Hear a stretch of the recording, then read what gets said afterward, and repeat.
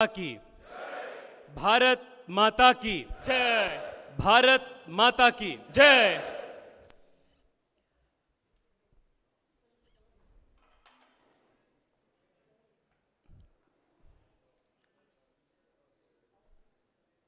ಬಂಧುಗಳೇ,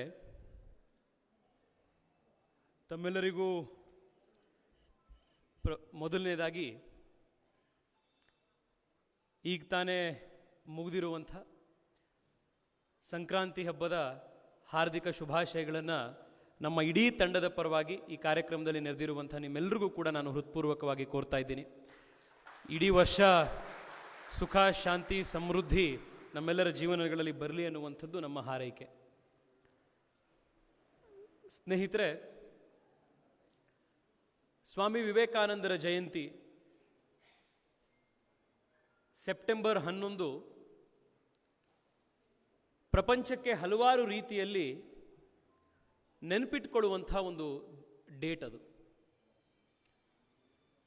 9/11 ಅನ್ನುವಂಥದ್ದು ಪ್ರಪಂಚದ ಭೂಪಟದಲ್ಲಿ ಎಲ್ಲ ದೇಶಗಳಲ್ಲೂ ಕೂಡ ನಾವೆಲ್ಲರೂ ಎಂದಿಗೂ ನೆನಪಿಟ್ಕೊಳ್ಳುವಂಥ ಎರಡು ಭಯಂಕರ ಘಟನೆಗಳು ಆ ಡೇಟ್ನಲ್ಲಿ ನಡೀತಾವೆ.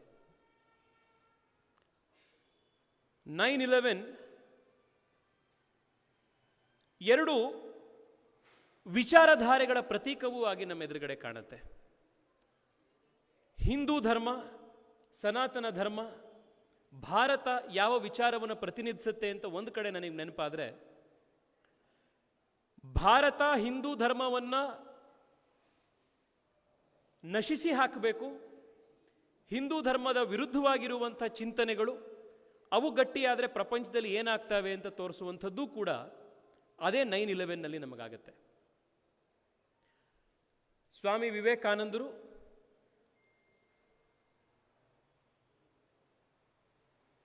ಅದೇ ಸಂದರ್ಭದಲ್ಲಿ ಪ್ರಪಂಚಕ್ಕೆ ಇಡೀ ಬೆಳಕನ್ನು ಕೊಟ್ಟಂತಹ ದಿನ ಅದು. ಶಿಕಾಗೋದ ಅಧಿವೇಶನದ ಮೂಲಕ ಇಡೀ ಪ್ರಪಂಚಕ್ಕೆ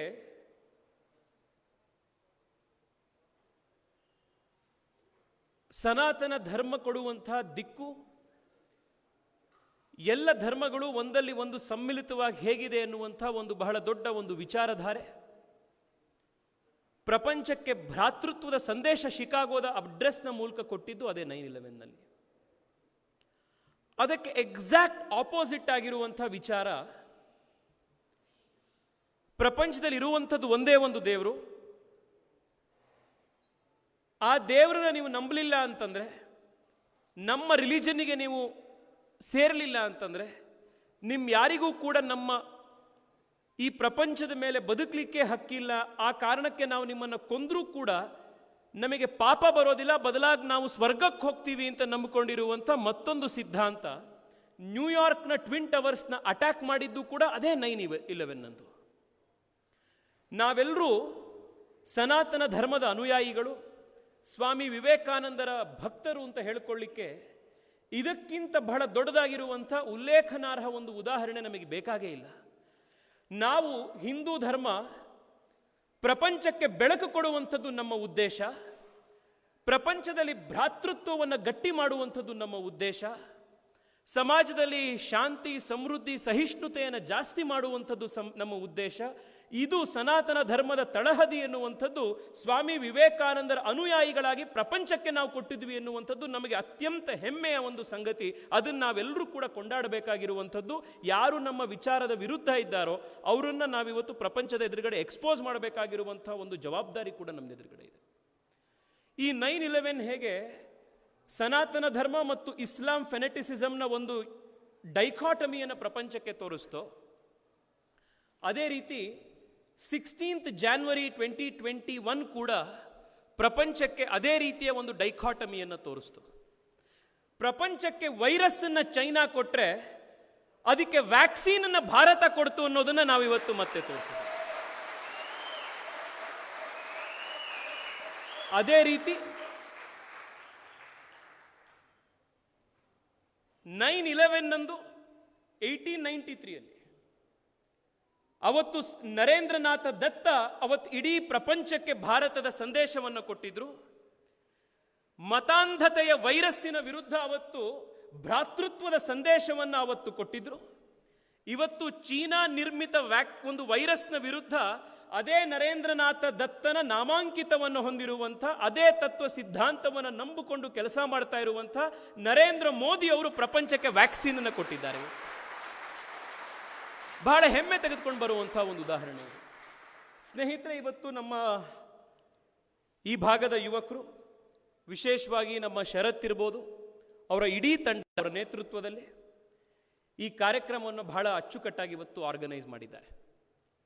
ನಾವೆಲ್ಲರೂ ಇವತ್ತು ಸೇರಿರುವಂಥ ಉದ್ದೇಶ ಅಂತಂದರೆ, ಸ್ವಾಮಿ ವಿವೇಕಾನಂದರ ವಿಚಾರ ಇವತ್ತಿಗೆ ಪ್ರಸ್ತುತತೆ ಏನು, ವಿಶೇಷವಾಗಿ ಯುವ ಜನರಿಗೆ ಅದರ ಪ್ರಸ್ತುತತೆ ಏನು ಅನ್ನೋದ್ರ ಬಗ್ಗೆ ಒಂದಿಷ್ಟು ವಿಚಾರ ಮಂಥನ ಮಾಡಬೇಕು ಅಂತ ನಾವೆಲ್ಲರೂ ಸೇರಿದ್ದೀವಿ.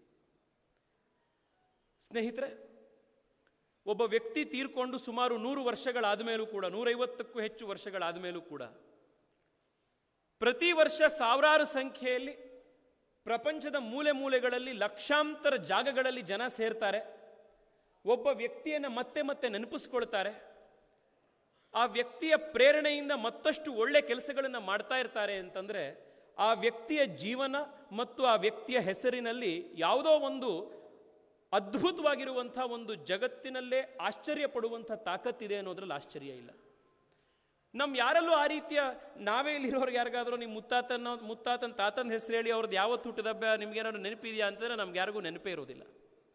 ಆದರೆ ನಾವು ವಿವೇಕಾನಂದರನ್ನ ಯಾಕೆ ನೆನಪಿಟ್ಕೊಂಡಿರ್ತೇವೆ ಅಂತಂದರೆ, ವಿವೇಕಾನಂದರೆ ಅದಕ್ಕೆ ಬಹಳ ಚೆನ್ನಾಗಿ ಉತ್ತರ ಕೊಡ್ತಾರೆ. Those who live for others are the only ones living, the rest are more dead than alive ಅಂತ ಸ್ವಾಮೀಜಿ ಹೇಳ್ತಾರೆ. ಯಾರು ಇತರರಿಗೋಸ್ಕರ ಬದುಕ್ತಾರೋ, ಪ್ರಪಂಚದಲ್ಲಿ ಮತ್ತೊಂದು ದೊಡ್ಡ ಧ್ಯೇಯ ಉದ್ದೇಶಕ್ಕೋಸ್ಕರ ಬದುಕ್ತಾರೋ, ಅಂಥ ವ್ಯಕ್ತಿಗಳು ಮಾತ್ರ ಬದುಕಿದ್ದಂಗೆ. ಇನ್ನೆಲ್ಲ ವ್ಯಕ್ತಿಗಳು ಕೂಡ ಯಾರು ಅವರಿಗೋಸ್ಕರ ಮಾತ್ರ ಬದುಕೊಳ್ತಾರೆ, ಅವರು ಬದುಕಿದ್ದು ಸತ್ತಂತೆ ಅಂತ ಸ್ವಾಮೀಜಿ ಹೇಳ್ತಾರೆ. ನಾವಿವತ್ತು ವಿವೇಕಾನಂದರನ್ನ ನೆನಪಿಸ್ಕೊಳ್ತಾ ಇರುವಂಥ ಕಾರಣ ಯಾಕೆ ಅಂತಂದರೆ, ಸ್ವಾಮಿ ವಿವೇಕಾನಂದರ ಜೀವನ, ಪ್ರೌಢಿಮೆಯ ನಂತರದ ಜೀವನ ಅವರನ್ನು ನಾವು ನೋಡ್ತಾ ಬಂದರೆ, ಇಡೀ ಜೀವನ ಒಂದು ಇಂಪರ್ಸನಲ್ ಆಗಿರುವಂಥ ಒಂದು ದೊಡ್ಡ ಧ್ಯೇಯಕ್ಕೋಸ್ಕರ ಬದುಕಿದ್ದವರು. He lived for an ideal which was larger than himself and his personal ambitions. ಇದು ನಮ್ಮೆಲ್ಲರಿಗೂ ಕೂಡ ಒಂದು ಬಹಳ ಮುಖ್ಯವಾಗಿರುವಂಥ ಒಂದು ಜೀವನದ ಪಾಠ ಇದು. ಸ್ನೇಹಿತರೆ, ನಾವು ಎಷ್ಟೋ ಸತಿ ಜೀವನದಲ್ಲಿ ಪ್ರತಿನಿತ್ಯದ ಸಮಸ್ಯೆಗಳನ್ನು ಎದುರಿಸ್ಕೊಂಡು ಬದುಕೋದ್ರಲ್ಲೇ ನಮ್ಮ ಜೀವನ ಮುಗಿದೋಗ್ಬಿಡತ್ತೆ. ಪ್ರಾಣಿಗಳಿಗೂ ನಮಗೂ ವ್ಯತ್ಯಾಸನೇ ಇರೋದಿಲ್ಲ. ಪ್ರಾಣಿಗಳು ಊಟ ಮಾಡ್ತವೆ, ಪ್ರಾಣಿಗಳಿಗೂ ಹಸುವಾಗತ್ತೆ, ಪ್ರಾಣಿಗಳು ಮಲಗ್ತವೆ, ಪ್ರಾಣಿಗಳು ಪ್ರೊಕ್ರಿಯೇಷನ್ ಮಾಡ್ತವೆ, ಪ್ರಾಣಿಗಳ ಜೀವನ ಇಷ್ಟೇ ಅಂತ ಹೇಳಿ ನಮಗೆ ಗೊತ್ತಾಗೋಗುತ್ತೆ. ಆದರೆ ಮನುಷ್ಯ ಅದಕ್ಕಿಂತ ಮೇಲೆ ಬದುಕುವಂಥ ಒಂದು ಯೋಗ್ಯತೆ ಮತ್ತು ಶಕ್ತಿ ಮನುಷ್ಯನಿಗಿದೆ. ಆ ಒಂದು ಯೋಚನೆಯನ್ನು ನಾವು ಮಾಡಲಿಲ್ಲ ಅಂತಂದರೆ, ಆ ಡೈಮೆನ್ಷನ್ನಲ್ಲಿ ನಮ್ಮ ಜೀವನವನ್ನು ನಾವು ರೂಪಿಸ್ಕೊಳ್ಳೇ ಇಲ್ಲ ಅಂತಂದರೆ, ನಾವು ಕೂಡ ಬದುಕಿದ್ದು ಸತ್ತಂತೆ ಅಂತ ಸ್ವಾಮೀಜಿ ನಮಗೆ ಹೇಳುವಂಥದ್ದು. ಆದ್ದರಿಂದ ನನಗನ್ಸುವಂಥದ್ದು, ಸ್ವಾಮಿ ವಿವೇಕಾನಂದರ ಜೀವನದ ರೆಲೆವೆನ್ಸ್ನಲ್ಲಿ ನಮಗೆ ಬರುವಂಥ ಒಂದು ಮುಖ್ಯ ಅಂಶಗಳಲ್ಲಿ ಸ್ವಾಮೀಜಿ ನಮಗೆ ಹೇಗೆ ನಮ್ಮ immediate needs, immediate aspirations and ಆಂಬಿಷನ್ಸ್ನ ಹೊರತಾಗಿಯೂ ಕೂಡ ನಾವು ಜೀವನವನ್ನು ನಡೆಸಬೇಕು ಅನ್ನುವಂಥ ಒಂದು ದಿಕ್ಕನ್ನು ತೋರಿಸಿದ್ರು. ಆ ದಿಕ್ಕು ನಮಗೆ ಬಹಳ ಎಸೆನ್ಷಿಯಲ್ ಆಗಿರುವಂಥ, ಅತ್ಯಂತ ಪ್ರೇರಣಾದಾಯಿಯಾಗಿರುವಂಥ ಒಂದು ವಿಚಾರ ಅಂತ ನನಗನ್ಸುತ್ತೆ. ಇಲ್ಲಿ ಈ ಕಾರ್ಯಕ್ರಮದಲ್ಲೇ ನಾನು ಎಷ್ಟೋ ಜನರನ್ನು ನಾನು ನೋಡ್ತಾ ಇದ್ದೀನಿ, ಯಾರು ಈ ರೀತಿಯ ಜೀವನವನ್ನು ಮಾಡ್ತಾ ಇದ್ದಾರೆ. ಉದಾಹರಣೆಗೆ ನಮ್ಮ ಬಜರಂಗ ದಳದ ಸೂರ್ಯನಾರಾಯಣ್ ಜಿ ಇದ್ದಾರೆ. ಪೂರ್ಣಾವಧಿ ಕಾರ್ಯಕರ್ತರಾಗಿ ಸಂಸಾರದ ಸುಖಗಳನ್ನೆಲ್ಲ ಬಿಟ್ಟು ಇಡೀ ದೇಶಕ್ಕೆ ಸನಾತನ ಧರ್ಮದ ಏಳಿಗೆಗಾಗಿ, ಅದರ ರಕ್ಷಣೆಗಾಗಿ ಬಜರಂಗ ದಳದ ನೇತೃತ್ವವನ್ನು ವಹಿಸಿ ಕರ್ನಾಟಕ ದೇಶದಾದ್ಯಂತ ಅದರ ಸಂಘಟನೆಯನ್ನು ಮಾಡಿಕೊಂಡು ಅವರ ವೈಯಕ್ತಿಕ ಜೀವನಕ್ಕಿಂತ ಮಿಗಿಲಾಗಿರುವಂಥ ಒಂದು ಧ್ಯೇಯಕ್ಕೋಸ್ಕರ ಕೆಲಸ ಮಾಡ್ತಾ ಇರುವಂಥ ಸೂರ್ಯನಾರಾಯಣ್ ಜಿ ನಮ್ಮ ಜೊತೆಗೆ ಇವತ್ತಿದ್ದಾರೆ. ನಮ್ಮ ಎದುರುಗಡೆ ಇರುವಂಥ ಒಂದು ಆದರ್ಶ. ನಾನು ಇಲ್ಲೇ ಆಡಿಯನ್ಸ್ನಲ್ಲಿ ನನ್ನ ಬಹಳ ವರ್ಷಗಳ ಸ್ನೇಹಿತ ಅನೂಪ್ ಇದ್ದಾನೆ. ಅನೂಪ್ ನನಗೆ ಗೊತ್ತಿದ್ದಾಗಿಂದನೂ ಕೂಡ ನಾನು ಅನೂಪ್ ಚಕ್ರವರ್ತಿ ಸೂಲಿಬೆಲೆ ಅವರ ಜೊತೆಗೆ ಕರ್ನಾಟಕದಾದ್ಯಂತ ವಿವೇಕಾನಂದರ ಜ್ಯೋತಿ ಯಾತ್ರೆಯ ಕಾರ್ಯಕ್ರಮಗಳಲ್ಲಿ ಭಾಗವಹಿಸಿದ್ವಿ. ಸ್ವಲ್ಪ ದಿನಗಳ ಹಿಂದೆ ಅನೂಪ್ ಏನು ಮಾಡ್ತಾ ಇದ್ದಿದ್ದು ಅಂತ ಗೊತ್ತಾದಾಗ, ಯಾರು ಸಮಾಜದಲ್ಲಿ ತುಂಬ ಕಷ್ಟದಲ್ಲಿರ್ತಾರೆ, ಯಾರು ಫಿಸಿಕಲಿ ಚಾಲೆಂಜ್ಡ್ ಇರ್ತಾರೆ, ಸ್ಪೆಷಲಿ ಏಬಲ್ಡ್ ವ್ಯಕ್ತಿಗಳು, ಮಕ್ಕಳುಗಳಿರ್ತಾರೆ, ಅವ್ರಿಗೆ ಏನೇನು ಕಷ್ಟಗಳಿರ್ತವೆ, ಅದರಲ್ಲಿ ಬೇರೆ ಬೇರೆ ರೀತಿಯ ಸಮಸ್ಯೆಗಳಿರುವಂಥ ಮಕ್ಕಳುಗಳ NGOಗಳನ್ನು ಸ್ಥಾಪನೆ ಮಾಡಿ ಆ NGOಗಳ ಮುಖಾಂತರ ಕೆಲಸ ಮಾಡ್ತಾ ಇರುವಂಥ ಒಂದು ಕೆಲಸವನ್ನು ಅನೂಪ್ ಮಾಡ್ತಾ ಇದ್ದಾರೆ. ಹೀಗೆ ನಾವು ಸಮಾಜದಲ್ಲಿ ನಮ್ಮ ಮಧ್ಯೆನೇ ನೋಡ್ತಾ ಹೋದರೆ ನಮ್ಮ ಆಫೀಸ್ನಲ್ಲೇ ನನಗೆ ಎಷ್ಟೊಂದು ಉದಾಹರಣೆ ಸಿಗುತ್ತೆ. ನಮ್ಮ ಆಫೀಸಲ್ಲಿ ನಾವು ಎಷ್ಟೊಂದು ಸತಿ ಫೇಸ್ಬುಕ್ನಲ್ಲಿ, ಟ್ವಿಟರ್ನಲ್ಲಿ ಪೋಸ್ಟ್ ಮಾಡಿದ್ದೀವಿ, ನೀವು ನೋಡಿರ್ಬೋದು. ನಾವ್ಯಾವುದೋ ವೀಲ್ ಚೇರ್ ಕೊಡುವಂಥದ್ದು, ಇನ್ಯಾರಿಗೋ ಒಬ್ಬರಿಗೆ ಸಹಾಯ ಮಾಡಿ ಅವ್ರಿಗೊಂದು ಸ್ಟ್ರೆಚರ್ ಕೊಟ್ಟಿರೋದಿರ್ಬೋದು, ಮೋಟರೈಸ್ಡ್ ವೆಹಿಕಲ್ಸ್ ಕೊಟ್ಟಿರೋದಿರ್ಬೋದು. ಫೇಸ್ಬುಕ್ಕಿಗೆ, ಟ್ವಿಟ್ಟರಿಗೆ ನಾವು ಹಾಕಿದ್ವಿ, ಸಹಾಯ ಕೇಳ್ಕೊಂಡು ನಮ್ಮ ಆಫೀಸಿಗೆ ಬಂದಿದ್ರು. ಆದರೆ ಸಹಾಯ ಮಾಡಿದ್ಯಾರು ಅಂತಂದ್ರೆ ಆಶು ಶಾ ಅಂತ ಹೇಳಿ ಒಬ್ಬರಿದ್ದಾರೆ. ನಮ್ಮ ಆಫೀಸಿಗೆ ಅವ್ರು ಯಾವಾಗಲೂ ಕೂಡ ಬರ್ತಾ ಇರ್ತಾರೆ, ಯಾವಾಗಲೂ ಹೇಳ್ತಾ ಇರ್ತಾರೆ, ಈ ರೀತಿ ಯಾರಾದರೂ ಒಬ್ಬರು ಫಿಸಿಕಲಿ ಕಷ್ಟ ಇರುವಂಥವ್ರಿಗೆ, ಡಿಸಬಿಲಿಟೀಸ್ ಇರೋರಿಗೆ ಏನಾದರೂ ಒಂದು ಸಹಾಯ ಮಾಡಿಸೋದಕ್ಕೆ ಹೇಳಿ. ಅವ್ರು ಕ್ಯಾನ್ಸರ್ ಪೇಷಂಟ್ಸ್ಗಳಿಗೆ ಕೆಲಸ ಮಾಡ್ತಾ ಇದ್ದಾರೆ. ಅವರಿಗೆ ಅವ್ರು ಸಹಾಯ ಮಾಡ್ತಿರೋದು ಏನು ಅಂತಂದ್ರೆ, ನಾವು ಅವ್ರಿಗೆ ಮಾಡಿಕೊಟ್ಟಿದ್ದ ಕೆಲಸ ಏನು ಅಂತಂದ್ರೆ, ಈ ಥರ ನೀಡಿದೆ, ದಯವಿಟ್ಟು ನೀವು ಸಹಾಯ ಮಾಡಿ ಅಂತ ಹೇಳಿದಷ್ಟೇನೆ. ಆದರೆ ಸಹಾಯ ಮಾಡ್ತಾ ಇರೋದು ಅವರು. ಇಲ್ಲಿ ನಮ್ಮ ಪ್ರಕಾಶ್ ನಾಡಿಗರಿದ್ದಾರೆ, ಸಂದೀಪ್ ಇದ್ದಾರೆ, ನಮ್ಮ ವಾಲಂಟಿಯರ್ ಗ್ರೂಪ್ಸ್ನಲ್ಲಿರುವಂಥ ಎಷ್ಟೋ ಜನ ಸ್ನೇಹಿತರುಗಳು. ಅವ್ರಿಗೆ ವೈಯಕ್ತಿಕವಾಗಿ ದೇವ್ರು ಎಲ್ಲ ಕೊಟ್ಬಿಟ್ಟಿದ್ದಾನೆ, ನಮ್ಗೆಲ್ರಿಗೂ ಎಲ್ಲರೂ ಏನೂ ಕೊಟ್ಟಿರೋದಿಲ್ಲ. ನಮ್ಮೆಲ್ರಿಗೂ ಒಂದಲ್ಲ ಒಂದು ಸಮಸ್ಯೆ ಇರುತ್ತೆ. ಆದರೆ ನಮಗಿಂತ ಹೆಚ್ಚಾಗಿ ನಮ್ಮ ಸಮಸ್ಯೆಗಳ ಜೊತೆಗೆ ನಮಗಿಷ್ಟೆಲ್ಲ ಇದೆ ಅಂತ ಅಂದ್ಕೊಂಡು ಇನ್ನೊಬ್ರಿಗೂ ನಾವು ಹೋಗಿ ಸಹಾಯ ಮಾಡ್ತೀವಿ ಅಂತ ಬದುಕ್ತಾ ಇರುವಂಥ ಜೀವನ ಇದೆಯಲ್ಲ, ಅದರಲ್ಲಿ ಇರುವಂಥ ಎಷ್ಟೋ ಜನ ಪೂರ್ಣಾವಧಿ ಮಾಡಲಿಲ್ಲ ಅಂತಂದ್ರೂ ಜೀವನದಲ್ಲಿ ಪ್ರತಿ ಬಾರಿ ಸ್ವಲ್ಪ ಸ್ವಲ್ಪನಾದರೂ ನಾವು ಮಾಡ್ತಾ ಇದ್ದೀವಿ. ಆದ್ರಿಂದ ನಾವೆಲ್ಲರೂ ಕೂಡ ಸ್ವಾಮಿ ವಿವೇಕಾನಂದರ ಭಕ್ತರು ಅಂತ ಹೇಳ್ಕೊಳ್ಳೋದಿಕ್ಕೆ ಅರ್ಹತೆ ನಮಗೆ ಮಾಡ್ತಾ ಇರೋದ್ರಿಂದ ನಮಗೆಲ್ರಿಗೂ ಬಂದಿರೋದು. ನಾನಿವತ್ತು ರಾಜಕೀಯದಲ್ಲಿ ಕೆಲಸ ಮಾಡುವಂಥ ಎಷ್ಟೋ ಜನಕ್ಕೂ ಹೇಳ್ತಿದ್ದೀನಿ. ಇವತ್ತು ನಮ್ಮ ವೇದವ್ಯಾಸ್ ಭಟ್ರಿದ್ದಾರೆ. ಬಹಳಷ್ಟು ಜನ ನೀವಿಲ್ಲಿ ಈ ಭಾಗದಲ್ಲಿ ಕೆಲಸ ಮಾಡಿರೋದು ಅವರು ನೋಡಿರ್ಬೋದು. ನಮ್ಮ ಪಾರ್ಟಿಯಲ್ಲಿ ಯಡಿಯೂರಪ್ಪನವರು ದೈವ ದುರ್ಲಭವಾದ ಕಾರ್ಯಕರ್ತರು ಅಂತ ಹೇಳ್ತಾ ಇರ್ತಾರೆ. ಯಾವ ರೀತಿಯ ಕಾರ್ಯಕರ್ತರವರು ಅಂತಂದ್ರೆ, ವೇದವ್ಯಾಸ್ ಭಟ್ರನ್ನು ನೋಡಿದ್ರೆ ನಮಗೆ ಗೊತ್ತಾಗತ್ತೆ ಪಾರ್ಟಿಯ ತತ್ವ, ಸಿದ್ಧಾಂತ, ಕಷ್ಟ ಆಯಿತು, ಸುಖ ಆಯಿತು, ಎಲ್ಲದನ್ನು ಸಹಿಸಿಕೊಂಡು ಪಾರ್ಟಿ ಕೆಲಸ ಮಾಡ್ತಾ ಹೋಗ್ತಾ ಇರಬೇಕು. ಈ ಭಾಗದ ಜನ ನಮಗೆ ನೆಟ್ ಜವಾಬ್ದಾರಿ ಕೊಟ್ಟಿರ್ತಾರೆ, ಅವ್ರಿಗೆ ಕೆಲಸ ಮಾಡ್ತಾ ಹೋಗಬೇಕು ಅನ್ನುವಂಥ ಜವಾಬ್ದಾರಿ ಇಟ್ಕೊಂಡಿರುವಂಥವ್ರು. ಈ ರೀತಿಯ ಒಳ್ಳೆಯ ಉದಾಹರಣೆಗಳು ನಮಗೆ ಸಾಕಷ್ಟು ಸಿಗ್ತಾ ಹೋಗ್ತವೆ. ಸಂಜಯ್ ಗುಪ್ತಾ ಅವರ ಫೌಂಡೇಶನ್ ಇಂಡಿಯಾ ಇದೆ. ಬಹಳಷ್ಟು ಕೆಲಸಗಳನ್ನು ತಾವೆಲ್ಲರೂ ಕೂಡ ಮಾಡ್ತಾನೆ ಇದ್ದೀರಿ. ಹೀಗೆ ಲಿವಿಂಗ್ ಬಿಯಾಂಡ್ ಒನ್ ಸೆಲ್ಫ್ ಅನ್ನುವಂಥದ್ದು ವಿವೇಕಾನಂದರ ಮೆಸೇಜ್ ಏನಿದೆ, ಆ ಮೆಸೇಜು ಮಾನವನ ಅತ್ಯಂತ ಮೂಲವಾಗಿರುವಂಥ ನಮ್ಮ ಬೇಸಿಕ್ ರಿಕ್ವೈರ್ಮೆಂಟ್ಸ್ ಮತ್ತು ಬೇಸಿಕ್ ಬಯೋಲಾಜಿಕಲ್ ನೀಡ್ಸ್ಗಿಂತ ಹೊರತಾಗಿರುವಂಥ ಇನ್ನೊಂದು ಬಹಳ ಇಂಪಾರ್ಟೆಂಟ್ ಡೈಮೆನ್ಷನ್ ಏನಿದೆ, ಆ ಡೈಮೆನ್ಷನನ್ನು ಜಾಗೃತಿ ಮಾಡಿರುವಂಥ ಒಂದು ಸಂದೇಶ ಅದು. ಸ್ನೇಹಿತರೆ, ಸ್ವಾಮಿ ವಿವೇಕಾನಂದರ ಜೀವನವನ್ನು ನಾವು ನೋಡ್ತಾ ಹೋದರೆ ನಮಗೆ ಹಲವಾರು ಸಂಗತಿಗಳು, ವಿಚಾರಗಳು ನಮಗೆ ಇನ್ಸ್ಪಿರೇಷನ್ ಆಗಿ ಕಾಣ್ತಾ ಬರುತ್ತೆ. 2-3 ವಿಚಾರ, ಬಹಳಷ್ಟು ಸಂಗತಿಗಳಿದೆ, ಎಲ್ಲವನ್ನ ಹೇಳೋದಕ್ಕೆ ಇವತ್ತು ಸಾಧ್ಯ ಆಗೋದಿಲ್ಲ. ಆದರೆ 2-3 ಮಾತ್ರ ನಾನು ಹೇಳ್ತೇನೆ. ವಿವೇಕಾನಂದರನ್ನ ನಮಗೆ 2 ರೀತಿ ಪ್ರೆಸೆಂಟ್ ಮಾಡ್ತಾರೆ ಬಹಳಷ್ಟು ಜನ. ವಿವೇಕಾನಂದರನ್ನ ವಿವೇಕಾನಂದರು ಫೋಕಸ್ನ ಬಗ್ಗೆ ಜೀವನದಲ್ಲಿ ಹೇಳಿರುವಂಥದ್ದು, ಡಿಸಿಪ್ಲಿನ್ನ ಬಗ್ಗೆ ಜೀವನದಲ್ಲಿ ಹೇಳಿರುವಂಥದ್ದು, ವಿವೇಕಾನಂದರು ಅಧ್ಯಯನದ ಬಗ್ಗೆ, ಕಾನ್ಸ್ಟೆಂಟ್ ಲರ್ನಿಂಗ್ನ ಬಗ್ಗೆ ಜೀವನದಲ್ಲಿ ಹೇಳಿರುವಂಥದ್ದು, ಈ ಎಲ್ಲದನ್ನ ಪ್ರೆಸೆಂಟ್ ಮಾಡಿ ವಿವೇಕಾನಂದರನ್ನ ಕೇವಲ ಒಂದು ಲೈಫ್ನ ಸಕ್ಸಸ್ ಕೋಚ್ ಅನ್ನೋ ರೀತಿ ತೋರಿಸುವಂಥದ್ದು ಕೂಡ ಒಂದು ಪ್ರಯತ್ನ ಇದೆ. ವಿವೇಕಾನಂದರ ಸೆಕ್ಯುಲರೈಸೇಷನ್ ಆಫ್ ವಿವೇಕಾನಂದ, ಅದು ವಿವೇಕಾನಂದರಿಗೂ ರಾಬಿನ್ ಶರ್ಮಾಗೂ ಅಥವಾ ವಿವೇಕಾನಂದರಿಗೂ ಈಗಿನ ಶಿವ್ ಖೇರಾಗೂ ವ್ಯತ್ಯಾಸನೇ ಇಲ್ಲದಲೇ ಇರುವಂಥ ರೀತಿ ಅದನ್ನು ಪ್ರೆಸೆಂಟ್ ಮಾಡ್ತಾರೆ.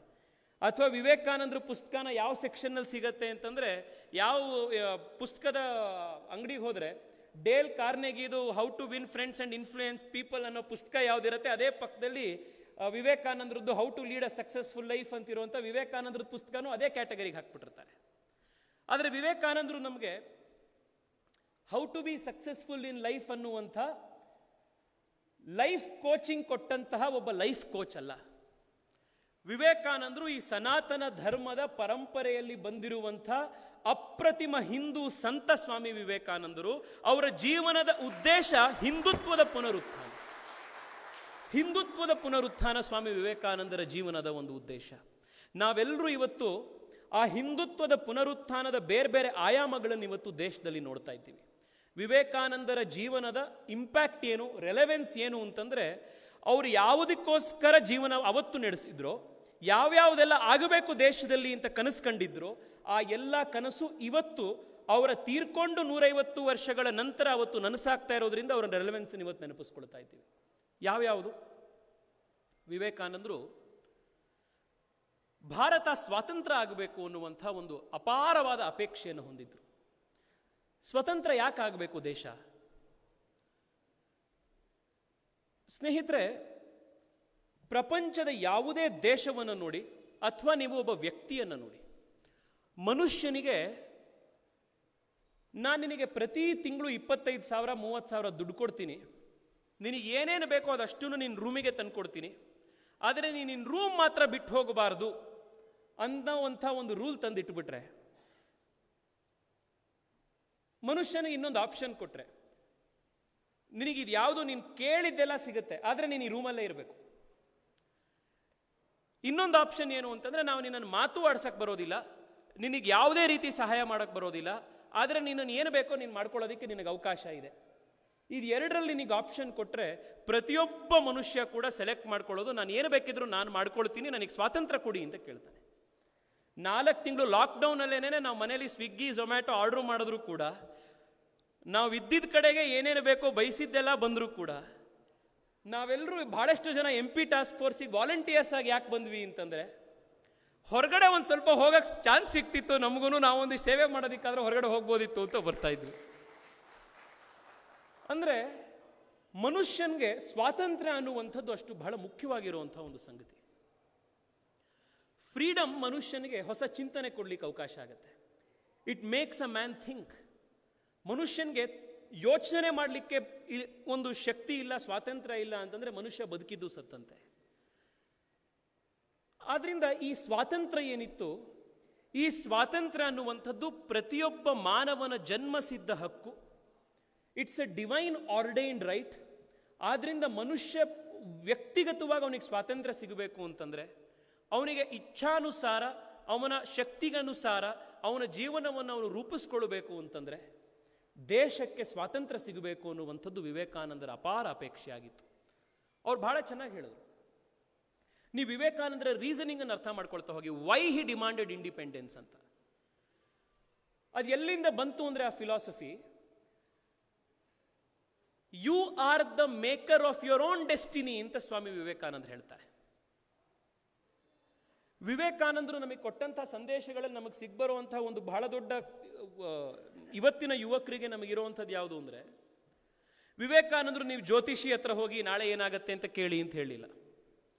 ವಿವೇಕಾನಂದರು ನೀವು ಪ್ರತಿ ದಿವಸ ನ್ಯೂಸ್ ಪೇಪರ್ನಲ್ಲಿ ಇದು ಸ್ಯಾಗಿಟೇರಿಯಸ್ಸು, ಕೇಪ್ರಿಕಾನು, ನಮ್ದು ಯಾವ್ದು ಬರುತ್ತೆ ಬರ್ತ್ ಸೈನು ಅಂತ ನೋಡಿಕೊಂಡು, ಇವತ್ತು ಏನಿದೆ ಅಂತ ನೋಡಿಕೊಂಡು ಅದ್ರ ಪ್ರಕಾರ ಜೀವನ ಮಾಡಿ, will I have a good day or a bad day, ಅದ್ರ ಪ್ರಕಾರ ಜೀವನ ಮಾಡಿ ವಿವೇಕಾನಂದರು ಹೇಳಿಲ್ಲ.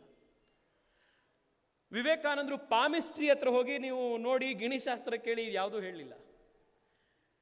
ನಮ್ಮ ಸುವರ್ಣ ಟಿವಿನೋ ಪಬ್ಲಿಕ್ ಟಿವಿಲೋ ಬರುವಂಥ ಗುರೂಜಿಗಳದ್ದು ಯಾವುದನ್ನು ಕೇಳ್ಕೊಂಡು ನಿಮ್ಮ ಜೀವನ ರೂಪಿಸ್ಕೊಳ್ಳಿ ಅಂತ ವಿವೇಕಾನಂದರು ಹೇಳಿಲ್ಲ. ನಿಮ್ಮ ಜೀವನದ ಶಿಲ್ಪಿ ನೀವು ಅಂತ ಹೇಳಿದ್ರು ವಿವೇಕಾನಂದರು. You are the maker of your own destiny ಎಂದರು. ಯಾರಲ್ಲಿ ನಂಬಿಕೆ ಇಡಬೇಕು ಅಂತ ಕೇಳಿದ್ರು. ನೀನು ಪ್ರಪಂಚದಲ್ಲಿ ಇರುವಂತಹ ದೇವರಲ್ಲೆಲ್ಲ ನಂಬಿಕೆ ಇಟ್ಟು ನಿನ್ನಲ್ಲೇ ನಿನಗೆ ನಂಬಿಕೆ ಇರಲಿಲ್ಲ ಅಂತಂದ್ರೆ, ನೀನು ಪ್ರಪಂಚದಲ್ಲಿರುವಂಥ ಅತ್ಯಂತ ದೊಡ್ಡ ದೈವದಲ್ಲಿ ನಂಬಿಕೆ ಇಟ್ಟದಲ್ಲೇ ಇರುವಂಥ ವ್ಯಕ್ತಿ. ಯು ಆರ್ ಎನ್ ಏಥೀಸ್ಟ್ ಅನ್ನುವಂಥ ಹೊಸ ಡೆಫಿನಿಷನ್ ಕೊಟ್ಟು, he is an atheist who does not believe in himself ಅಂತಂದ್ರು. ನಾವು ಈ ಉದಾಹರಣೆಗಳನ್ನ ನಾವು ಜೀವನದಲ್ಲಿ ನಾವು ಅನುಭವಿಸ್ತಾ ಹೋಗ್ತೀವಿ. ಎಕ್ಸಾಮ್ ಬಂತು ಅಂದಿದ ತಕ್ಷಣ ಇಲ್ದಲೇ ಇದ್ದಿದ್ದೆಲ್ಲ ದೇವರುಗಳದ್ದು ಭಕ್ತಿ ಶುರುವಾಗ್ಬಿಡತ್ತೆ ನಮಗೆ. ನಮ್ಮ ಸ್ಕೂಲ್ನಲ್ಲಂತೂ ಯಾರು ವಿಭೂತಿ ಇಟ್ಕೊಂಡ್ರೆ ಕುಂಕುಮ ಇಟ್ಕೊಂಡ್ರೆ ಸ್ಟೈಲಾಗಿ ಕಾಣಲ್ಲ ಅಂತ ವಿಭೂತಿ ಕುಂಕುಮನೇ ಇಟ್ಕೊಳ್ತಿರ್ಲಿಲ್ವೋ, ಅಂಥವ್ರು ಎಕ್ಸಾಮ್ ಹತ್ರ ಬಂತು ಅಂದಿದ ತಕ್ಷಣನೇ ವಿಭೂತಿ, ಅದ್ರ ಜೊತೆಗೆ ಗೋಪಿ ಚಂದನ, ಅದ್ರ ಮೇಲೆ ಕುಂಕುಮ, ಆಮೇಲೆ ಯಾವುದೋ ಒಂದು ಹೋಮನ ಹವನ ಮಾಡಿರುವಂಥ ಒಂದು ಕಪ್ಪು, ಇದು ಎಲ್ಲ ಒಟ್ಟಿನಲ್ಲಿ ಕಂಪ್ಲೀಟ್ ಮಿಕ್ಸ್ಚರ್. ಆಮೇಲೆ ಇರೋವಂಥ ದೇವ್ರದ್ದೆಲ್ಲ ಕೈಗೆಲ್ಲ ಇದು. ನನಗೆ ನನ್ನ ಎಲೆಕ್ಷನ್ ಟೈಮ್ನಲ್ಲೂ ಕೂಡ ನನಗೆ ಬಹಳಷ್ಟು ಆಶ್ಚರ್ಯ ಆಗ್ತಿತ್ತು. ನಮ್ಮ ಹತ್ತಿರದ ಸ್ನೇಹಿತರುಗಳಿಗೆ ಇದೆಲ್ಲ ಗೊತ್ತಿದೆ. ಎಲೆಕ್ಷನ್ ಟೈಮ್ನಲ್ಲಿ ನೀವು ಭಾಳ ಪ್ರೆಷರಲ್ಲಿ ಇರ್ತೀರಿ, ಟೆನ್ಷನ್ನಲ್ಲಿ ಇರ್ತೀರಿ. ಆ ಟೈಮ್ನಲ್ಲೇನೇ ಭಾಳಷ್ಟು ಜನ ಅದರ ಫಾಯ್ದಾ ಉಟಾಯಿಸ್ಕೊಳಕ್ಕೆ ಬರ್ತಾರೆ. ಎಲ್ಲ ಸ್ವಾಮೀಜಿಗಳೂ ಅವಾಗಲೇ ನಿಮ್ಮನ್ನು ಮೀಟ್ ಮಾಡಬೇಕು, ಎಲ್ಲ ಭವಿಷ್ಯ ಹೇಳೋರು ನಿಮ್ಮನ್ನು ಅವಾಗಲೇ ಮೀಟ್ ಮಾಡಬೇಕು. ನಾನಂತೂ ಎಲೆಕ್ಷನ್ನ ಟೈಮ್ನಲ್ಲಿ ವಿಚಿತ್ರವಾಗಿರುವಂಥ ಜನ ನೋಡ್ಬಿಟ್ವಿ. ಎಲ್ಲರೂ ಕೈಗೊಂದು ಕಟ್ಕೊಳ್ಳಿ, ಜೋಬಲ್ಲಿ ಒಂದು ದೇವ್ರನ್ನ ಇಟ್ಕೊಳ್ಳಿ, ಇಲ್ಲಿಗೆ ಇಟ್ಕೊಳ್ಳಿ, ಇನ್ನೊಂದು ಇಟ್ಕೊಳ್ಳಿ. ನಾನು ಒಂದ್ಸತಿ ಅದನ್ನು ಬಂದ್ಬಿಟ್ಟು ನನ್ನ ಮನೇಲಿ ಅದು ಯಾವುದು ನಾನು ಯಾವುದೂ ಇಟ್ಕೊಳ್ತಿರಲಿಲ್ಲ. ಯಾಕಂದರೆ ನಾನು ವಿವೇಕಾನಂದರನ್ನು ನಂಬಿದ್ರಿಂದ ಇದು ಯಾವುದೂ ಸತ್ಯ ನಮಗೇನು ನನಗೆ ಅನ್ನಿಸ್ತಾನೆ ಇರಲಿಲ್ಲ. ನಾನೊಂದು ದಿವಸ ನಾನು ಮನೆಗೆ ಬಂದು ಅವತ್ತು ನಮ್ಮ ಅಪ್ಪಂಗೆ ಹೇಳಿದ್ದೆ, ನಾನು ವಾಕಿಂಗ್ ಟೆಂಪಲ್ ಆಗ್ಬಿಡ್ತೀನಿ ಎಲೆಕ್ಷನ್ ಮುಗಿಯೋಷ್ಟೊತ್ತಿಗೆ. ಇವ್ರು ಕೊಟ್ಟಿರೋ ದೇವ್ರನ್ನ ತಾಯ್ತಾನ ಕೈಗೆ ಹೀಗೆ ಎಲ್ಲ ಕಟ್ಕೊಳ್ತಾ ಹೋದರೆ ನಾವು ವಾಕಿಂಗ್ ಎನ್ಸೈಕ್ಲೋಪೀಡಿಯಾ ಅಂತಾರಲ್ಲ, ಆ ಥರ ವಾಕಿಂಗ್ ಟೆಂಪಲ್ ಆಗ್ಬಿಡ್ಬೇಕಾಗತ್ತೆ ಅಂತ. ಆದರೆ ವಿವೇಕಾನಂದರು ಸ್ವಾತಂತ್ರ್ಯ ಯಾಕೆ ಬೇಕು ಅನ್ನುವಂಥ ಒಂದು ರೀಸನಿಂಗ್ ಕೊಟ್ಟಿದ್ದು ಯಾಕೆ ಅಂತಂದರೆ, you are the maker of your own destiny ಅನ್ನುವಂಥ ಒಂದು ಪ್ರೈಮರಿ ಪ್ರಿನ್ಸಿಪಲ್ನ ಆಧಾರದ ಮೇಲೆ ದೇಶಕ್ಕೆ ಸ್ವಾತಂತ್ರ್ಯ ಬೇಕು ಅಂತಂದ್ರು. ಒಬ್ಬ ವ್ಯಕ್ತಿ ತನ್ನ ಜೀವನವನ್ನು ಹೇಗೆ ನಿರ್ಮಿಸ್ಕೊಳ್ಬೇಕು ಅನ್ನುವಂಥ ಹಕ್ಕು ಅಧಿಕಾರ ಅವನಿಗೆ ಹೇಗಿದೆಯೋ, ಅದೇ ರೀತಿ ಸಮಾಜಕ್ಕೂ ಕೂಡ ಒಂದು ದೇಶಕ್ಕೂ ಕೂಡ ತನ್ನ ಜೀವನ ಹೇಗಿದೆ ಅನ್ನೋದನ್ನು ನಿರ್ಮಿಸ್ಕೊಳ್ಳಿಕ್ಕೆ ದೇಶಕ್ಕೂ ಕೂಡ ಅಧಿಕಾರ ಬೇಕು ಅನ್ನುವಂಥ ಒಂದು ಅತ್ಯಂತ ಪ್ರೋಗ್ರೆಸಿವ್ ಆಗಿರುವಂಥ ಡಿವೈನ್ ಒಂದು ಥಿಯರಿಯ ಮೇಲೆ ವಿವೇಕಾನಂದರು ಭಾರತಕ್ಕೆ ಸ್ವಾತಂತ್ರ್ಯ ಬೇಕು ಅನ್ನುವಂಥ ಆರ್ಗ್ಯುಮೆಂಟ್ನ ಮಾಡಿತು.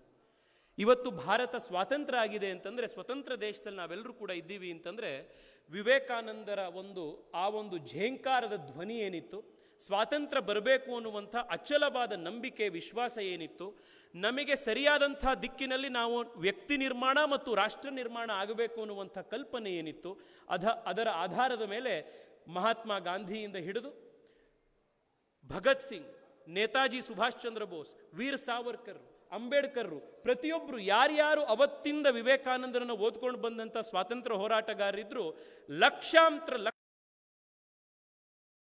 ದೇಶಕ್ಕೆ ಭಾರತದ ರೀತಿ ರೀಜನರೇಷನ್ ಆಗಬೇಕು ಅಂತ. ಏನಿದು ಬೇರೆ ದೇಶದ ಕಾಪಿ ಮಾಡಬಾರದು ಅಂತಂದ್ರೆ ಉತ್ತರ,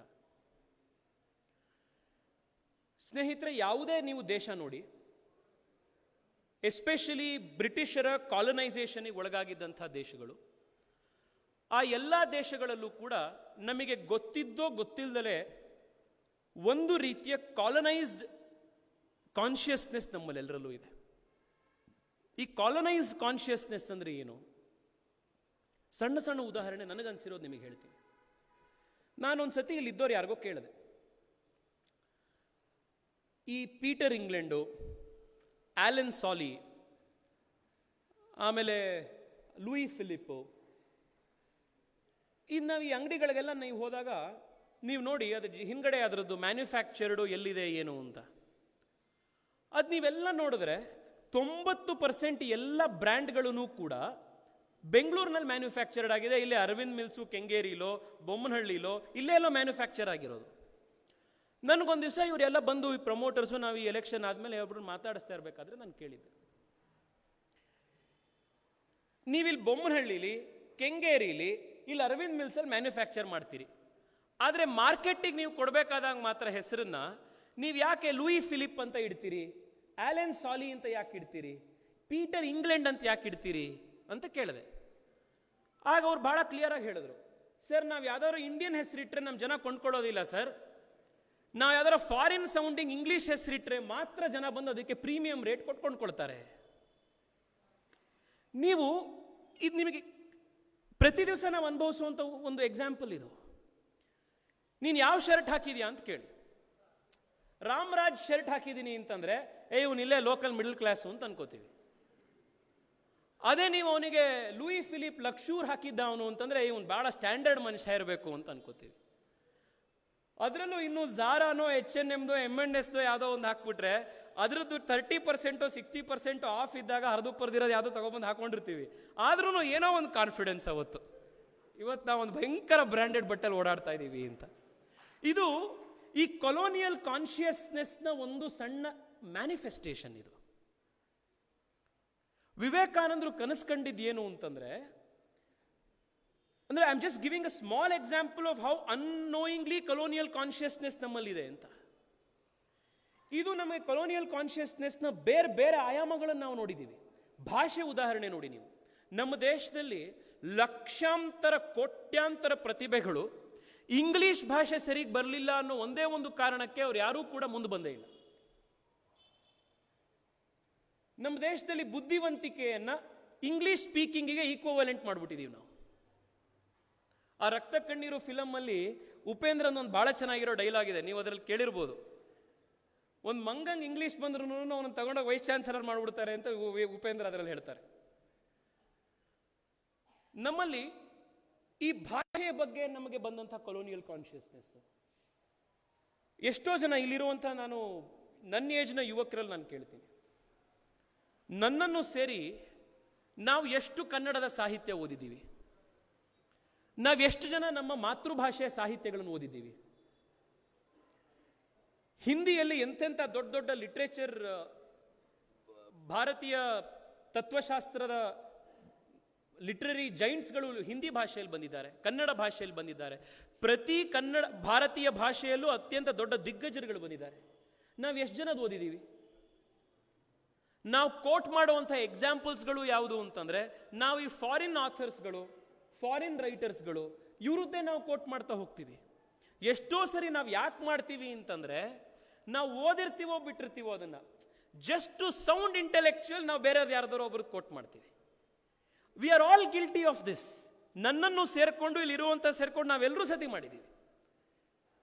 ಇದು ಯಾಕೆ ಅಂತಂದ್ರೆ, ಆಸ್ ಎ ಸಿಸ್ಟಮ್ ಈ ಕೊಲೋನಿಯಲ್ ಕಾನ್ಶಿಯಸ್ನೆಸ್ ನಮ್ಮನ್ನ ರೀಇನ್ಫೋರ್ಸ್ ಆಗ್ತಾ ಹೋಗಿದೆ ಈ ಸಿಸ್ಟಮ್ನಲ್ಲಿ.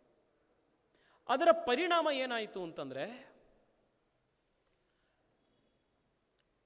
ಈ ಕೊಲೋನಿಯಲ್ ಕಾನ್ಶಿಯಸ್ನೆಸ್ ಅನ್ನ ನಾವು ಹೊರಗಡೆ ಬರ್ದಲೇ ಇದ್ದ ಪರಿಣಾಮ ಏನಾಯಿತು ಅಂತಂದ್ರೆ, ನಮ್ಮ ದೇವಸ್ಥಾನದ ಜಾಗದಲ್ಲಿ, ನಮ್ಮ ದೇವಸ್ಥಾನ ನಾವು ನಂಬಿದ ಶ್ರೀರಾಮ ಹುಟ್ಟಿದಂತಹ ಜಾಗದಲ್ಲಿ, ನಮ್ಮ ಪೂರ್ವಜರ ಕಣ್ಣೆದುರುಗಡೆ ನಾವು ನಂಬಿದ್ದಂಥ ದೇವಸ್ಥಾನವನ್ನು ಕೆಡವಿ ಆ ದೇವಸ್ಥಾನದ ಜಾಗದಲ್ಲಿ ಮಸೀದಿಯನ್ನು ನಿರ್ಮಾಣ ಮಾಡಿದ ಮೇಲೂ ಕೂಡ ಆ ಮಸೀದಿಯನ್ನು ತೆಗೆದು ಆ ಜಾಗದಲ್ಲಿ ಮತ್ತೆ ದೇವಸ್ಥಾನವನ್ನು ನಿರ್ಮಾಣ ಮಾಡಲಿಕ್ಕೆ ನಮಗೆ 500 ವರ್ಷ ಬೇಕಾಯಿತು, because of this colonial consciousness. ಆದರೆ ರೆಲೆವೆನ್ಸ್ ಆಫ್ ಸ್ವಾಮಿ ವಿವೇಕಾನಂದ ನಮಗೆ ಎಲ್ಲಿ ಅಂತಂದ್ರೆ, ಆ ವಿವೇಕಾನಂದರ ಚೈತನ್ಯದ ಜಾಗೃತಿ ಹೇಗೆ ನಿರಂತರವಾಗಿದೆ ಅಂತಂದ್ರೆ, V may have taken 500 years, ಆದ್ರೆ 500 ವರ್ಷ ಆದರೂ ಕೂಡ ನಾವು ಅಲ್ಲೇ ನಿರ್ಮಾಣ ಮಾಡಿದ್ವಿ, ದೇವಸ್ಥಾನವನ್ನು ಅಲ್ಲೇ ನಾವು ಇವತ್ತು ಕಟ್ತಾ ಇದ್ವಿ.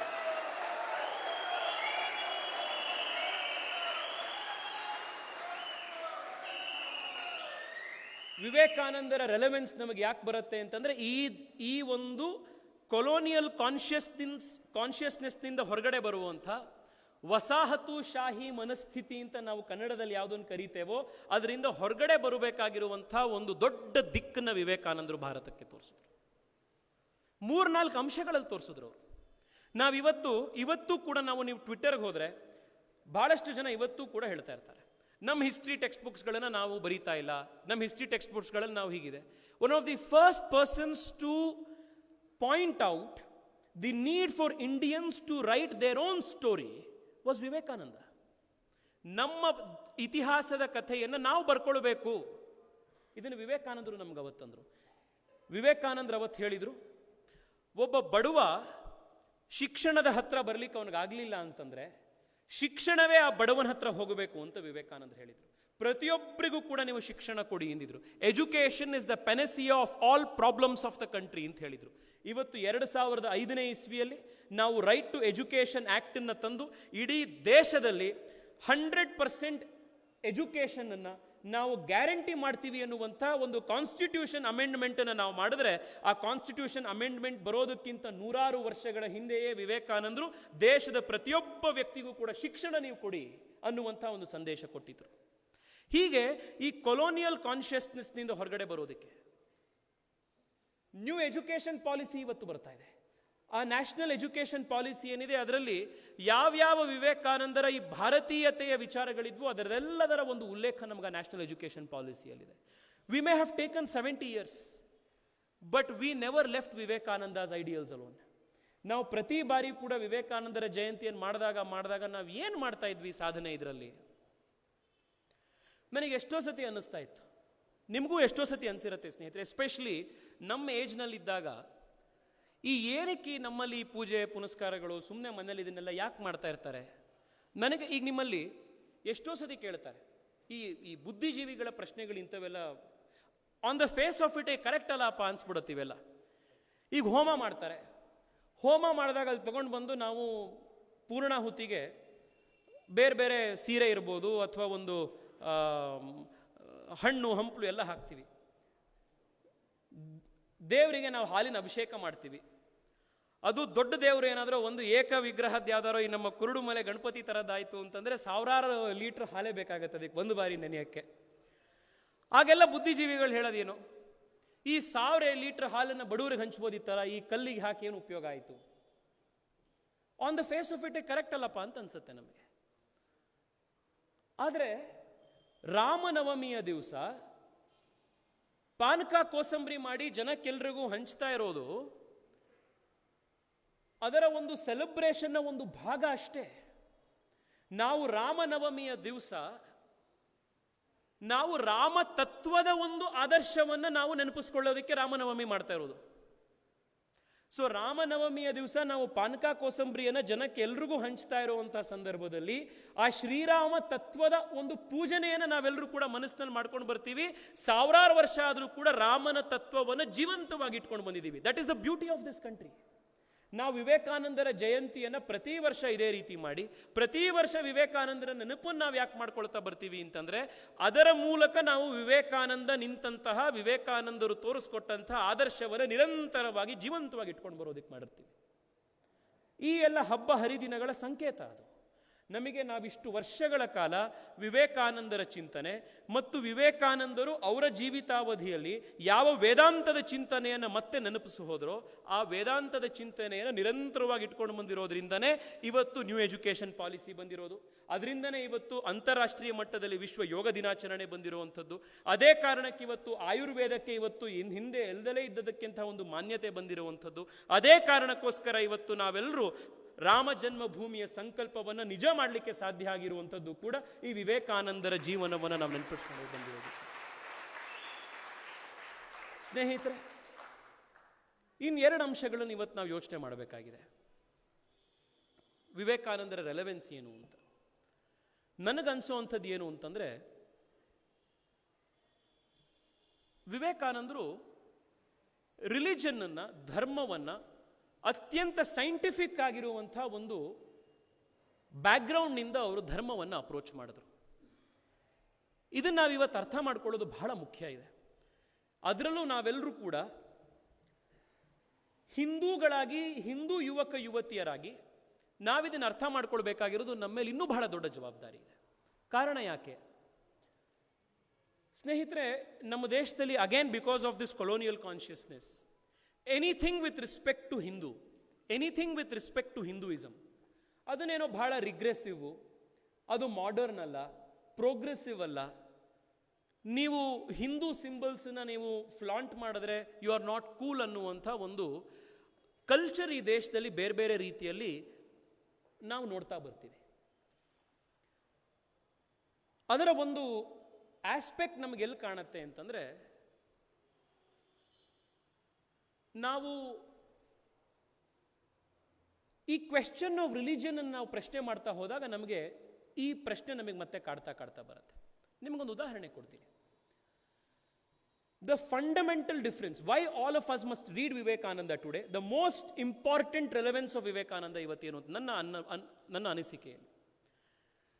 ಸ್ನೇಹಿತರೆ, ಇವತ್ತು ಪ್ರಪಂಚದಲ್ಲಿ 3 ಪ್ರಮುಖವಾಗಿರುವಂಥ ರಿಲಿಜಿಯಸ್ ಥಾಟ್ಸ್ ಇವತ್ತು ಪ್ರಪಂಚದಲ್ಲಿದೆ: ಇಸ್ಲಾಂ, ಕ್ರಿಶ್ಚಿಯಾನಿಟಿ ಮತ್ತು ಹಿಂದೂ ಧರ್ಮ. ಈ 3 ಥಾಟ್ಗಳಲ್ಲಿರುವಂಥ ಫಂಡಮೆಂಟಲ್ ವ್ಯತ್ಯಾಸ ಏನು ಅಂತಂದರೆ, ಕ್ರಿಶ್ಚಿಯಾನಿಟಿ ಅಟ್ ದಿ ರೂಟ್ ನಂಬಿರೋದು ಏನು ಅಂತಂದರೆ, there is only one God, the name of that God is Christian God ಅಂತ ನಾವೇನು ಕರಿತೀರಿ ಅದೇ ಗಾಡ್ ಅಂತ. Jesus is not the God of Christianity. God ಅಂತ ಯಾವುದಿದೆ ಅದೇ ಕ್ರಿಶ್ಚಿಯನ್ ಗಾಡ್ ಹೆಡ್. ಅದು ಆ ದೇವರಿಗೆ ಒಬ್ಬನೇ ಒಬ್ಬ ಮಗ ಇರುವಂಥದ್ದು, ದ ಸನ್ ಆಫ್ ಗಾಡ್. ಆ son of God is Jesus, holy Trinity. ಈ 3ರನ್ನ ನೀವು ನಂಬಲಿಲ್ಲ ಅಂತಂದರೆ ನೀವೆಲ್ಲರೂ ಕೂಡ ಬಾಂಡ್ ಪೇಪರಲ್ಲಿ ಬರೆದುಕೊಟ್ಬಿಟ್ಟಿದ್ದಾರೆ, ನಾವೆಲ್ಲರೂ ಕೂಡ 100% ನರಕಕ್ಕೆ ಹೋಗೋದು ಅಂತ. This is the foundational philosophy of Christianity. ಅವ್ರು ಕನ್ವರ್ಷನ್ ಮಾಡೋದು ಯಾಕೆ ಅಂತಂದರೆ, ನಾವು we have to understand these things. ವಿವೇಕಾನಂದರ ಇಡೀ ಲೈಫ್ ಪುಸ್ತಕ ಏನಿದೆ, ಹಿಸ್ ಲೈಫ್ ವರ್ಕ್ ಏನಿದೆ, ಅದರಲ್ಲಿ 90% ಭಾಗ ವಿವೇಕಾನಂದರು ಈ ಕ್ವೆಶ್ಚನ್ಸ್ಗಳಿಗೆ ಉತ್ತರ ಕೊಟ್ಕೊಂಡು ಬಂದಿದ್ದಾರೆ. ನಾವು ವಿವೇಕಾನಂದರನ್ನ ಬರೀ ಪರ್ಸನಾಲಿಟಿ ಡೆವಲಪ್ಮೆಂಟ್ ಕ್ಲಾಸ್ನಲ್ಲಿ ವಿವೇಕಾನಂದನ್ ರಿಸ್ಟ್ರಿಕ್ಟ್ ಮಾಡಿ ಇಟ್ಬಿಟ್ಟಿದ್ದೀವಿ. ನಾವು ಇವತ್ತು ಟೈಮ್ ಮ್ಯಾನೇಜ್ಮೆಂಟ್ ಕಲಿಬೇಕು, ವಿವೇಕಾನಂದರನ್ನ ಓದಿ. ನೀವು ಬೆಳಗ್ಗೆ ಕರೆಕ್ಟಾಗಿ 6 ಗಂಟೆಗೆ ಎದ್ದೇಳ್ತಾ ಇಲ್ಲ, ಮಾರ್ಕ್ಸ್ ಚೆನ್ನಾಗಿ ತಗೊಳ್ಬೇಕು, ವಿವೇಕಾನಂದರನ್ನ ಓದಿ.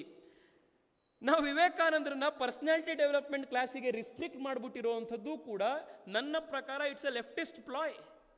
ಯಾಕೆಂದ್ರೆ ನಾವು ವಿವೇಕಾನಂದರನ್ನ ಡೀಪಾಗಿ ಓದಬಾರದು ಅನ್ನೋ ಕಾರಣಕ್ಕೆ. ಯಾಕೆಂದ್ರೆ ವಿವೇಕಾನಂದರು ಅವರ ಇಡೀ ವರ್ಕ್ಸ್ನಲ್ಲಿ, ನೀವು ಕಂಪ್ಲೀಟ್ ವರ್ಕ್ಸ್ ಆಫ್ ವಿವೇಕಾನಂದ ನೋಡಿದ್ರೆ, ಕೊಲಂಬೋ ಟು ಅಲ್ಮೋರಾ ಅನ್ನುವಂಥ ಒಂದೇ ಒಂದು ಪುಸ್ತಕದಲ್ಲಿ ಅವರ ಲೆಕ್ಚರ್ಸ್ನ ನೋಡಿದ್ರೆ, the most pressing questions that Vivekananda asks and answers ಯಾವ್ಯಾವುದು ಅಂತಂದ್ರೆ, what is the fundamental nature of Christianity, what is the fundamental nature of Islam, what is the fundamental nature of Sanatana Dharma, how are these three religions, these three spiritual philosophies different from each other. ನಾವು ಈ questions ಕೇಳಲೇಬಾರದು. Hindu ಯುವಕ ಯುವತಿಯರು ಈ ದಿಕ್ಕಲ್ಲಿ ಯೋಚನೆ ಮಾಡಬಾರದು ಅನ್ನೋದಕ್ಕೆ secularism ಅಂತ ಹೇಳ್ಬಿಟ್ಟು, ಸೆಕ್ಯುಲರಿಸಮ್ ಅಂದ್ರೆ ಏನು ಅಂದ್ರೆ ಆಲ್ ರಿಲಿಜನ್ಸ್ ಆರ್ ಈಕ್ವಲ್ ಅಂದ್ಬಿಟ್ರು. ನಾವಿವತ್ತು ಆಸ್ ಥಿಂಕಿಂಗ್ ಸಿಟಿಸನ್ಸ್ ನಾವು ಕೇಳಬೇಕಾಗಿರುವಂತಹ ಪ್ರಶ್ನೆ ಏನು ಅಂತಂದ್ರೆ, this fundamental assumption, the fundamental assertion that all religions are true ಅನ್ನುವಂತಹ ಒಂದು ಅಸರ್ಷನ್ ಏನಿದೆ, is that really so? Do all religions teach the same? ಈ ಪ್ರಶ್ನೆ ನಾವು ಕೇಳಬೇಕು. Because what Christianity believes fundamentally is very different from what ಸನಾತನ ಧರ್ಮ believes fundamentally. ನಮ್ಮಲ್ಲಿ ನೀನು ಕೃಷ್ಣನ್ ನಂಬಲಿಲ್ಲ ಅಂತಂದ್ರೆ ನೀನ್ ಪಕ್ಕಾ ನರಕಕ್ಕೆ ಹೋಗ್ತೀಯಾ ಅನ್ನುವಂಥ ಯಾವುದೇ ಒಂದು ಸಿದ್ಧಾಂತ ನಮ್ಮಲ್ಲಿ ಇಲ್ವೇ ಇಲ್ಲ. ಆದರೆ that is the core belief of Christianity. ಅವ್ರು ಕ್ರಿಶ್ಚಿಯಾನಿಟಿಲಿ ಕನ್ವರ್ಷನ್ ಯಾಕೆ ಮಾಡ್ತಾ ಇದ್ದಾರೆ ಅಂತಂದ್ರೆ, ಬೈಬಲ್ನಲ್ಲಿ ಎವ್ರಿ ಕ್ರಿಶ್ಚಿಯನ್ ಇಸ್ ಎಂಜಾಯ್ಡ್, ಅವರಿಗೆ ರೆಸ್ಪಾನ್ಸಿಬಿಲಿಟಿ ಕೊಟ್ಬಿಟ್ಟಿದ್ದಾರೆ.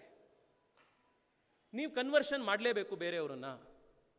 ಈಗ ನಾವು ಸಂಘಟನೆ ಕೆಲಸ ಮಾಡ್ತಾ ಇರ್ತೀವಿ. ಸಂಘಟನೆ ಕೆಲಸ ಮಾಡಿದಾಗ ಸಂಖ್ಯೆ ಎಷ್ಟಾಯ್ತು ಅಂತ ನಾವು ಕೇಳ್ತೀವಲ್ಲ, ಈ ಹೊಸದಾಗಿ ಎಷ್ಟು ಜನ ಬಂದರು, ಎಷ್ಟು ಜನ ಸೇರ್ಕೊಂಡ್ರು, ಹೀಗೆ ಅಂತ. ಆ ಥರ ಕ್ರಿಶ್ಚಿಯಾನಿಟಿಲಿ ನೀವು ಹೊಸದಾಗಿ ಎಷ್ಟೆಷ್ಟು ಜನ ಕರ್ಕೊಳ್ತಾ ಬಂದ್ರಿ, ಎಷ್ಟು ಜನ ಕನ್ವರ್ಷನ್ ಮಾಡಿದ್ರಿ ಅನ್ನೋದ್ರ ಮೇಲೆ ನಿಮಗೆ ಬ್ರೌನಿ ಪಾಯಿಂಟ್ ಸಿಗ್ತಾ ಹೋಗುತ್ತೆ. This is the fundamental nature of Christianity that Christians themselves accept. There is nothing wrong in analyzing this.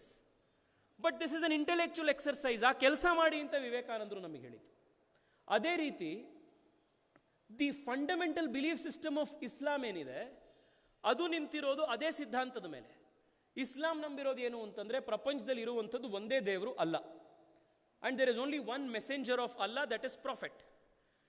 ನೀವು ಅದು ಬಿಟ್ಟು ನೀವು ಯಾರನ್ನ ಕೂಡ you cannot believe as God. ಈ ದೇವರನ್ನ ಬಿಟ್ಟು ಇನ್ನೆಲ್ಲ ದೇವರುಗಳು ಫಾಲ್ಸ್ ಗಾಡ್ಸ್. ಫಾಲ್ಸ್ ಗಾಡ್ಸ್ ಅನ್ನ ನಂಬಿದ್ರೆ ಪನಿಷ್ಮೆಂಟ್ ಏನೋ ಇಲ್ಲ, ನೀವು ಕನ್ವರ್ಟ್ ಆದ್ರೆ ಬದುಕ್ತೀರಾ, ಇಲ್ಲ ಅಂತಂದ್ರೆ ನಿಮ್ಮನ್ನ ಕೊಲ್ಲುವಂಥದ್ದು ನಮಗೆ ಡಿವೈನ್ ಆರ್ಡೈನ್ಡ್ ಡ್ಯೂಟಿ. ಆದ್ರೆ ಈ ಆಸ್ಪೆಕ್ಟ್ ಆಫ್ ರಿಲಿಜನ್ ಅನ್ನ ವಿವೇಕಾನಂದರು ಅದ್ಭುತವಾಗಿ ಕ್ವೆಶ್ಚನ್ ಮಾಡಿದ್ದಾರೆ. ಎಲ್ಲಿ ಕ್ವೆಶ್ಚನ್ ಮಾಡಿದ್ದಾರೆ ಅವರು? ಈಗ ನಾವಿಲ್ಲಿ ವಿಶ್ವೇಶ್ವರಪುರದಲ್ಲಿ ಹೆಚ್ಚಾಗಿ ಪೂರ್ತಿ ಹಿಂದೂಗಳೇ ಇರುವಂಥ ಕಾರ್ಯಕ್ರಮದಲ್ಲಿ ಇದನ್ನು ಮಾತಾಡೋದಕ್ಕೆ ನಾವು ಸ್ವಲ್ಪ ಹಿಂದೆ ಮುಂದೆ ನೋಡ್ಕೊಳ್ತಿರ್ತೀವಿ. ಆದರೆ ವಿವೇಕಾನಂದರು ಎಲ್ಲಿ ಮಾತಾಡಿದ್ದು ಅಂತಂದ್ರೆ, he question the fundamentals of Christianity speaking in the most orthodox of Christian nations. ಇದು ವಿವೇಕಾನಂದರ ತಾಕತ್ತಿತ್ತಿದ್ದು. ವಿವೇಕಾನಂದರು ನಮಗೆ ಕಲಿಸ್ಕೊಡುವಂಥದ್ದು ಏನು ಅಂತಂದ್ರೆ, ದಿಸ್ ಇಂಟೆಲೆಕ್ಚುಯಲ್ ಕರೇಜ್ ಏನಿದೆ ಅದು ನಮಗೆ ವಿವೇಕಾನಂದರು ಕಲಿಸ್ಕೊಡುವಂಥದ್ದು. ಇಲ್ಲ ಅಂತಂದ್ರೆ ನಾವು ವಿವೇಕಾನಂದರ ಜಯಂತಿ ಅಂತ ಆಚರಣೆ ಮಾಡಿ ಮಾಡಿ ಸುಮ್ಮನೆ 2 ಹಾಡು ಹೇಳಿ ವಾಪಸ್ ಹೋಗೋದ್ರಿಂದ ಏನು ಉಪಯೋಗ ಆಗುತ್ತೆ? ವಿವೇಕಾನಂದರು ದ ಗುಡ್ ಥಿಂಗ್ಸ್ ಅಬೌಟ್ ಇಸ್ಲಾಂ, ಅದರಲ್ಲಿ ಅವರು ದ ಬ್ರದರ್ಹುಡ್ ಆಫ್ ಇಸ್ಲಾಂ ಅಂತ ಬರೀತಾರ. ಇಸ್ಲಾಂನಲ್ಲಿ ನಿನ್ನೆವರೆಗೆ ಯಾರೋ ಒಬ್ಬ ಅವನು ನಾನ್ ಇಸ್ಲಾಮಿಕ್ ಪರ್ಸನ್ ಇರಲಿ, ಅವನು ಯಾವುದೇ ಒಂದು ಕೆಲಸ ಮಾಡ್ತಿರ್ಲಿ, ಅವನ್ ಮಾರನೇ ದಿವಸ ಅವನು ಇಸ್ಲಾಮಿಕ್ ಕನ್ವರ್ಟ್ ಆದ ಅಂತಂದ್ರೆ, the richest of the Muslim and the poorest of the Muslim are all the same in the eyes of Islam, that is the greatest strength of ಇಸ್ಲಾಂ ಅಂತ ವಿವೇಕಾನಂದರು ಹೇಳ್ತಾರೆ. ಆದ್ರೆ ಅದನ್ನು ಹೇಳ್ತಾನೆ ಇಸ್ಲಾಂನ ಒಂದು ಫಂಡಮೆಂಟಲ್ ಬಿಲೀಫ್ಸ್ ಏನಿದೆ, ಆ ಫಂಡಮೆಂಟಲ್ ಬಿಲೀಫ್ಸ್ನು ಅವ್ರು ಕ್ವೆಶ್ಚನ್ ಮಾಡ್ತಾರೆ. ಸೊ ನಾವಿವತ್ತು ಮಾಡಬೇಕಾಗಿರುವಂಥ ಕೆಲಸ ಏನು ಅಂತಂದ್ರೆ, as thinking intelligent, enlightened citizens, as enlightened Hindus, especially young thinkers ಆಗಿರೋದ್ರಿಂದ ನಾವು ಮಾಡಬೇಕಾಗಿರುವಂಥ, ಇದು ಆಫ್ ಮಾಡ್ಬಿಡಿ ಅದು ಸೌಂಡ್ ಇದಾಗುತ್ತೆ. ನಾನೇ ಆ್ಯಕ್ಚುಲಿ ಪೂರ್ತಿ ರೌಂಡ್ ಕಾಲರ್ ಪೋಲೋ ನೆಕ್ ಹಾಕೊಂಡು ನಿಂತಿರೋದು, ನನಗೆ ಶೆಕೆ ಆಗಬೇಕು ಜಾಸ್ತಿ. ಸೊ ನಾವು ಮಾಡಬೇಕಾಗಿರುವಂಥ ಬಹಳ ಮುಖ್ಯ ಅಂಶ ಏನು ಅಂತಂದರೆ, reading, questioning and discussing about these fundamental beliefs of these religions. ಯಾಕೆ ಮಾಡಬೇಕಾಗಿದೆ? In conclusion, this is all I want to say ಸ್ನೇಹಿತರೆ. ಇವತ್ತು ನಾವು ಪ್ರೋಗ್ರೆಸ್ ಬಗ್ಗೆ ಮಾತಾಡ್ತಾ ಇದ್ದೀವಿ. ನನಗೆ ಯಾರೋ ಕೇಳಿದ್ರು, ಇತ್ತೀಚೆಗೆ ನಾನು ಡೆಕ್ಕನ್ ಹೆರಾಲ್ಡ್ನ ಒಂದು ಕಾರ್ಯಕ್ರಮದಲ್ಲಿ ಮಾತಾಡ್ತಾ ಇದ್ದೆ. ಅಲ್ಲಿ ಯಾರೋ ಒಬ್ರು ಕೇಳಿದ್ರು, ನೀವು ಇಷ್ಟೊಂದು ಹಿಂದುತ್ವ ಅದು ಇದು ಮಾತಾಡ್ತಿರ್ತೀರಿ, what is the relevance of Hindutva in the 21st century? 21ನೇ ಶತಮಾನದಲ್ಲಿ ಯಾಕ್ರಿ ಬೇಕು ಈ Hindutva? Artificial intelligence, machine learning, ಏನೇನೋ ಇವತ್ತೆಲ್ಲ ಪ್ರೋಗ್ರೆಸ್ ನಡೀತಾ ಇದೆ, ಅದ್ರ ಮಧ್ಯದಲ್ಲಿ ಸುಮ್ಮನೆ ನೀವು ಹಿಂದುತ್ವ ಅಂತ ಇರ್ತೀರಲ್ಲ. ನಮಗೆ ಯಾಕೆ ಹಿಂದುತ್ವ ಬೇಕು ಅಂತಂದ್ರೆ, ನಾವೇನು ಸಮಾಜವಾಗಿ ಪ್ರೋಗ್ರೆಸ್ ಮಾಡ್ತಾ ಇದ್ದೀವಲ್ಲ, 18ನೇ ಶತಮಾನದಿಂದ 19ನೇ ಶತಮಾನ, 19ನೇ ಶತಮಾನದಿಂದ 20, 20ರಿಂದ 21 ಕಡೆಗೆ ಪ್ರೋಗ್ರೆಸ್ ಏನಿದೆಯಲ್ಲ, ಆ ಪ್ರೋಗ್ರೆಸ್ಸು 21ರಿಂದ 22ನೇ ಶತಮಾನಕ್ಕೆ ಮುಂದೆ ಹೋಗಬೇಕು ಅನ್ನೋ ಕಾರಣಕ್ಕೇನೆ ನಮಗೆ ಸನಾತನ ಧರ್ಮ ಮತ್ತು ಹಿಂದುತ್ವ ಬೇಕಾಗಿರೋದು. ಹಿಂದುತ್ವ ಇರಲಿಲ್ಲ ಅಂತಂದ್ರೆ 21ನೇ ಶತಮಾನದಿಂದ ನಾವು ವಾಪಸ್ಸು 7ನೇ ಶತಮಾನಕ್ಕೋ 6ನೇ ಶತಮಾನಕ್ಕೋ ಹೋಗಿ ಅರೇಬಿಯಾದಲ್ಲಿ ಕ್ಯಾಮಲ್ಗಳ ಮೇಲೆ ಇದ್ದಂತಹ ಒಂದು ಕಾಲ ಮತ್ತೆ ಬಂದ್ಬಿಡುತ್ತೆ. ಅದಕ್ಕೇನೆ ನಮಗೆ ಹಿಂದುತ್ವ ಇವತ್ತು ಅವಶ್ಯಕತೆ ಇದೆ ಅನ್ನೋದು ನಾವು ಇವತ್ತು ಅನ್ಪಿಸ್ತೇವೆ. ಯಾಕೆ ಬೇಕು? What essentially does Hindutva stand for? Hindutva stands for science. Hindutva stands for the freedom of an individual to explore his spiritual questions according to his belief systems, according to what he feels is right. ನಾನು ನಮ್ಮ ಮನೆ ಹತ್ರದ ಒಂದು ಉದಾಹರಣೆ ಕೊಡ್ತೀನಿ. ಒಂದು ಸ್ವಲ್ಪ ವರ್ಷಗಳ ಹಿಂದೆ ನಮ್ಮ ಮನೆ ಹತ್ರ ನಾನು ಸ್ಕೂಲಲ್ಲಿ ಇರಬೇಕಾದಾಗ ಒಂದು ಕೋತಿ, ಅಲ್ಲಿ ಆಟೋ ರಿಕ್ಷಾ ಡ್ರೈವರ್ಗಳೆಲ್ಲ ಅದನ್ನು ಆಟ ಆಡಿಸ್ತಾ ಇದ್ರು. ಆ ಕೋತಿ ಸತ್ತೋಯ್ತು. ಆ ಕೋತಿ ಸತ್ತೋದ ಮೇಲೆ ಅದನ್ನು ಅಲ್ಲೇನೆ ಗಿರಿನಗರದ್ದು, ಇವಾಗಲೂ ನೀವು ಹೋದರೆ ನೀವು ನೋಡ್ತೀರಿ, ಗಿರಿನಗರದಲ್ಲಿ ಆ ಆಟೋ ರಿಕ್ಷಾ ಡ್ರೈವರ್ಗಳ ಸಂಘದವ್ರು ಏನು ಮಾಡಿದ್ರು, ಭಾಳ ಪ್ರೀತಿಯಿಂದ ನಮ್ಮ ಜೊತೆ ಆಟ ಆಡ್ಕೊಂಡಿತ್ತಲ್ಲ ಕೋತಿ ಅಂತ ಹೇಳಿ, ಅದನ್ನ ಇನ್ನೆಲ್ಲೋ ದೂರ ಮಣ್ಣು ಮಾಡೋದು ಬೇಡ ಅಂತ ಅಲ್ಲೇ ಪಕ್ಕದಲ್ಲೇನೆ ಒಂದು ಮರದ ಕೆಳಗಡೆ ಅದನ್ನು ಮಣ್ಣು ಮಾಡಿದ್ರು. ಸ್ವಲ್ಪ ದಿವಸ ಆದಮೇಲೆ ಅದಕ್ಕೆ ಇನ್ನೇನು ಅದು ಮಣ್ಣು ಮಾಡಿದೆ ನೆನಪಿರಲಿ ಅಂತ ಯಾರೊಬ್ರು ಬಂದು 2 ಕಲ್ಲಿಟ್ಟು ಹೋದರು. ಕಲ್ಲಿಟ್ಟು ಹೋದ್ಮೇಲೆ ಇನ್ನೊಂದು ಸ್ವಲ್ಪ ದಿವಸ ಆದಮೇಲೆ ಯಾರೋ ಒಬ್ರು ಅದಕ್ಕೆ, ಏನೋ ಇಲ್ಲಿತ್ತು ಪಾಪ, ನಮ್ಮ ಹತ್ರ ಎಲ್ಲ ಆಟ ಆಡ್ಕೊಂಡು ಭಾಳ ಪ್ರೀತಿಯಿಂದ ಇತ್ತು, ಈಗ ಒಂದು ಕಲ್ಲಿಟ್ಟಿದ್ದೀವಿ, ಬರೀ ಬೋರ್ಡ್ ಆಗಿ ಕಲ್ಲು ಕಾಣಿಸೋದು ಸರಿಯಾಗೋದಿಲ್ಲ, ಅದ್ರ ಮೇಲೆ ಒಂದು ಪೇಂಟ್ ಹೊಡೆಯೋಣ ಅಂತಂದು ಒಂದು ಕೇಸರಿ ಕಲರ್ ಪೇಂಟ್ ಹೊಡೆದ್ರು. ಅದು ಹೀಗೆ ಇನ್ಯಾರಲ್ಲಿ ಹಾಗೆ ನಡ್ಕೊಂಡು ಹೋಗಬೇಕಾದವರು ಅಲ್ಲಿ ಕೇಸರಿ ಕಲರ್ ಪೇಂಟವ್ರು ಒಂದು ಮಂಗಂದು ಮಣ್ಣು ಮಾಡಿದಾರಂತೆ ಹೀಗೆ ಅಂತಂದು, ಹಿಂಗೆ ಸುಮ್ಮನೆ ಹೋಗ್ಬೇಕಾದ್ರೆ ಯಾರೋ ಒಬ್ಬ ಹುಡುಗ ಎಕ್ಸಾಮಿಗೆ ಸರಿಯಾಗಿ ಓದಿಲ್ದಲ್ಲ ಇರೋ ಒಂದು ಸುಮ್ಮನೆ ಹಂಗೆ ಬಂದು ಒಂದು ಹೂವು ಹಾಕೇನೋ ಹೋದ ಅನ್ಸುತ್ತೆ. ಹಿಂಗೆ ಶುರುವಾಗಿದ್ದು ಅಲ್ಲಿವತ್ತು ಪ್ರತಿ ಹನುಮ ಜಯಂತಿ ದಿವಸ ನಮ್ಮ ಮೊದಲ ಪ್ರೋಗ್ರಾಮ್ ಎಲ್ಲಿ ಅಂತಂದ್ರೆ ಗಿರಿನಗರದಲ್ಲಿ ಪಕ್ಕದಲ್ಲಿರುವಂಥ ಒಂದು ಹನುಮನ ಒಂದಲ್ಲಿ ಏನಿದೆ, ಅದು ಕೋತಿ ಇದ್ದಿದ್ದು ಹನುಮನ ದೇವಸ್ಥಾನ ಆಗೋಯ್ತು. ಇದು ನಿಮಗೆ ಟ್ರಾನ್ಸ್ಫಾರ್ಮೇಶನ್ನು ಭಾರತ ಬಿಟ್ಟರೆ ನಿಮ್ಗೆಲ್ಲೂ ಸಿಗೋದಿಲ್ಲ ಇದು. And nobody belittles anybody's belief. ಇಲ್ಲಿ ಆ ಆಟೋ ರಿಕ್ಷಾ ಡ್ರೈವರ್ ಹತ್ರ ಯಾರೋ ಹೋಗ್ಬಿಟ್ಟು, ಹಂಗಂದ್ರೆ ಇವರೆಲ್ಲರೂ ಮೂಢರು, ಇವರೆಲ್ಲರೂ ಈಡಿಯಟ್ಸು, ಸೂಪರ್ಸ್ಟಿಷಿಯಸ್ ಪೀಪಲ್ ಅಂತ ನಾವು ಅಂತೀವ.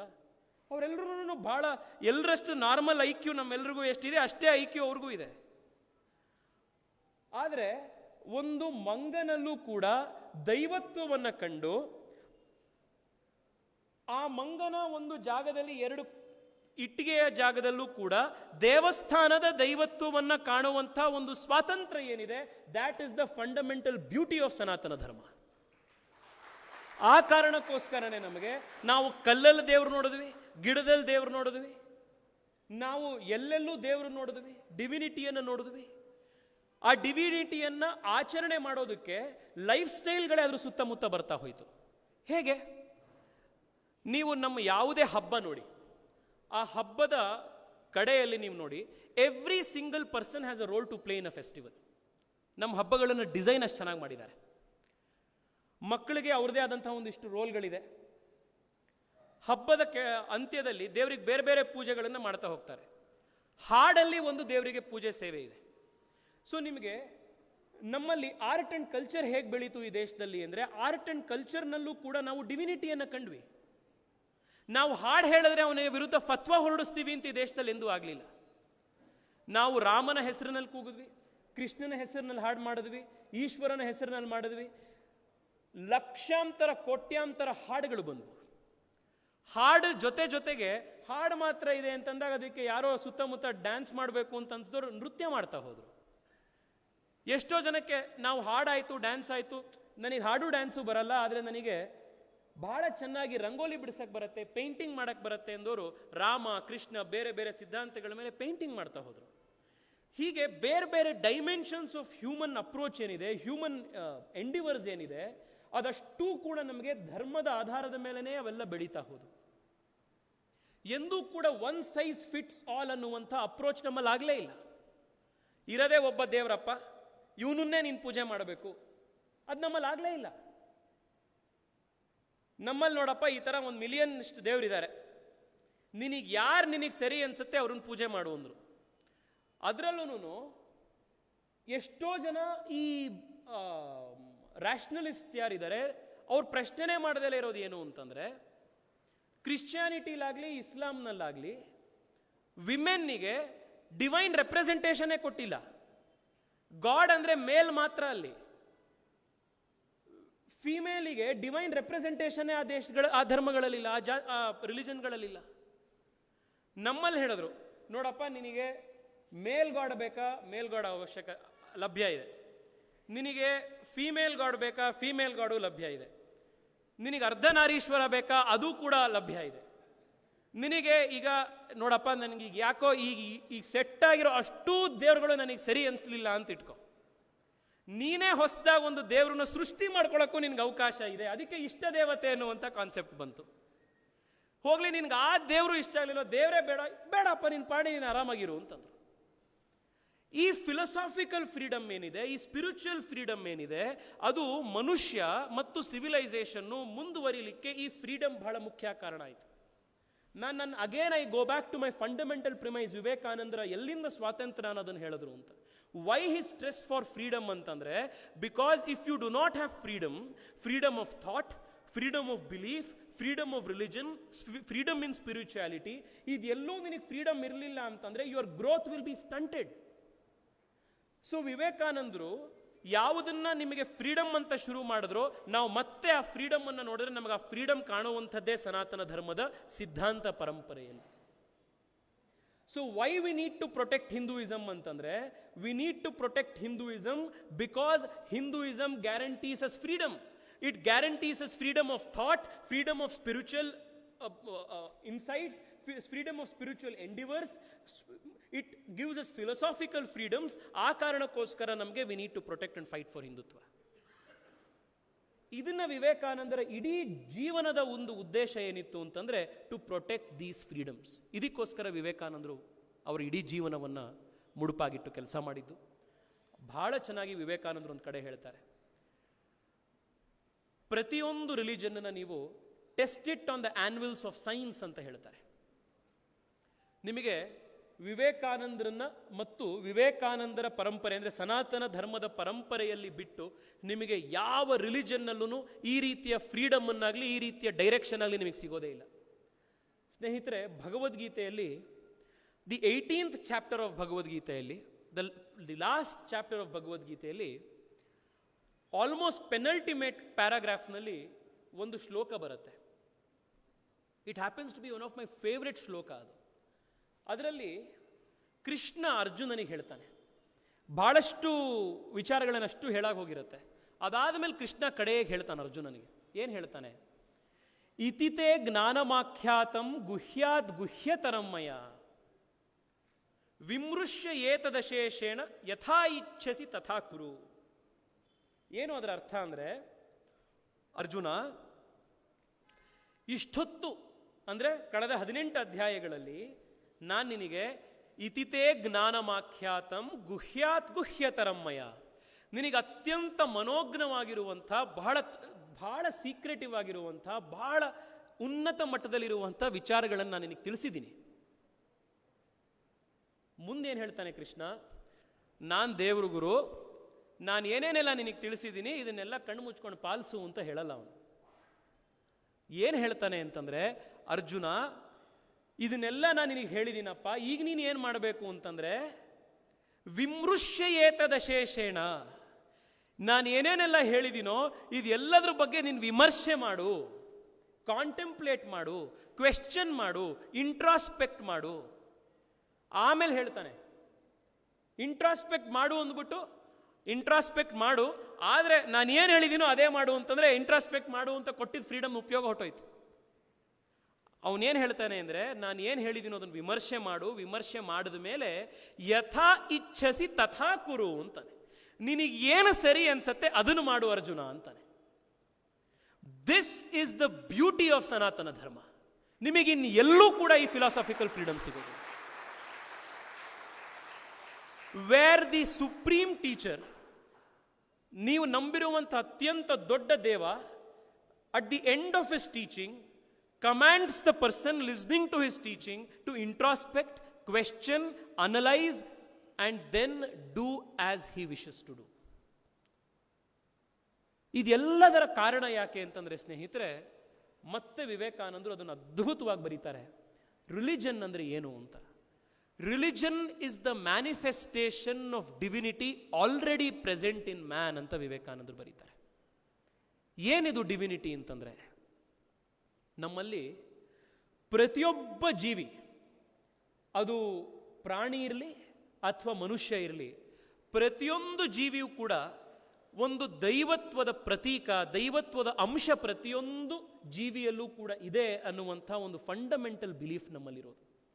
ಆ ಒಂದು ಫಂಡಮೆಂಟಲ್ ಬಿಲೀಫ್ನ ಆಧಾರದ ಮೇಲೆ ಧರ್ಮ ಅಂತಂದ್ರೆ ಏನು ಅಂತಂದ್ರೆ, ಪ್ರತಿಯೊಬ್ಬ ವ್ಯಕ್ತಿಯಲ್ಲಿರುವಂಥ ಒಂದು ದೈವತ್ವದ ಅಂಶ ಹೊರಗಡೆ ಜಾಗೃತ ಮಾಡಿಸುವಂಥದ್ದೇ ಧರ್ಮದ ಕೆಲಸ ಅಂತ ಸನಾತನ ಧರ್ಮದಲ್ಲಿ ನಂಬಿರುವಂಥದ್ದು. ಅದೇ ಒಂದು ಕಾರಣಕ್ಕೆ ನಮ್ಮಲ್ಲಿ ಜೈನ ಪರಂಪರೆ, ಬೌದ್ಧ ಪರಂಪರೆ, ಸಿಖ್ ಪರಂಪರೆ, ಹೀಗೆ ಬೇರೆ ಬೇರೆ ಆಯಾಮಗಳಲ್ಲಿ ಜನ ಅದನ್ನು ನೋಡ್ತಾ ನೋಡ್ತಾ ಅದಕ್ಕೆ ಅವಕಾಶಗಳು ಸಿಗ್ತಾ ಹೋಯಿತು. ಆದ್ದರಿಂದ ನಮ್ಮಲ್ಲಿ ಇಷ್ಟು ರೀತಿಯ ಭಾಷೆಗಳು, ಇಷ್ಟು ವೈವಿಧ್ಯತೆಗಳು, ಇಷ್ಟು ಬೇರೆ ಬೇರೆ ರೀತಿಯ ಆಚರಣೆಗಳು, ಇವೆಲ್ಲವೂ ಕೂಡ ನಮಗೆ ಸಿಗ್ತಾ ಹೋಗಿತ್ತು.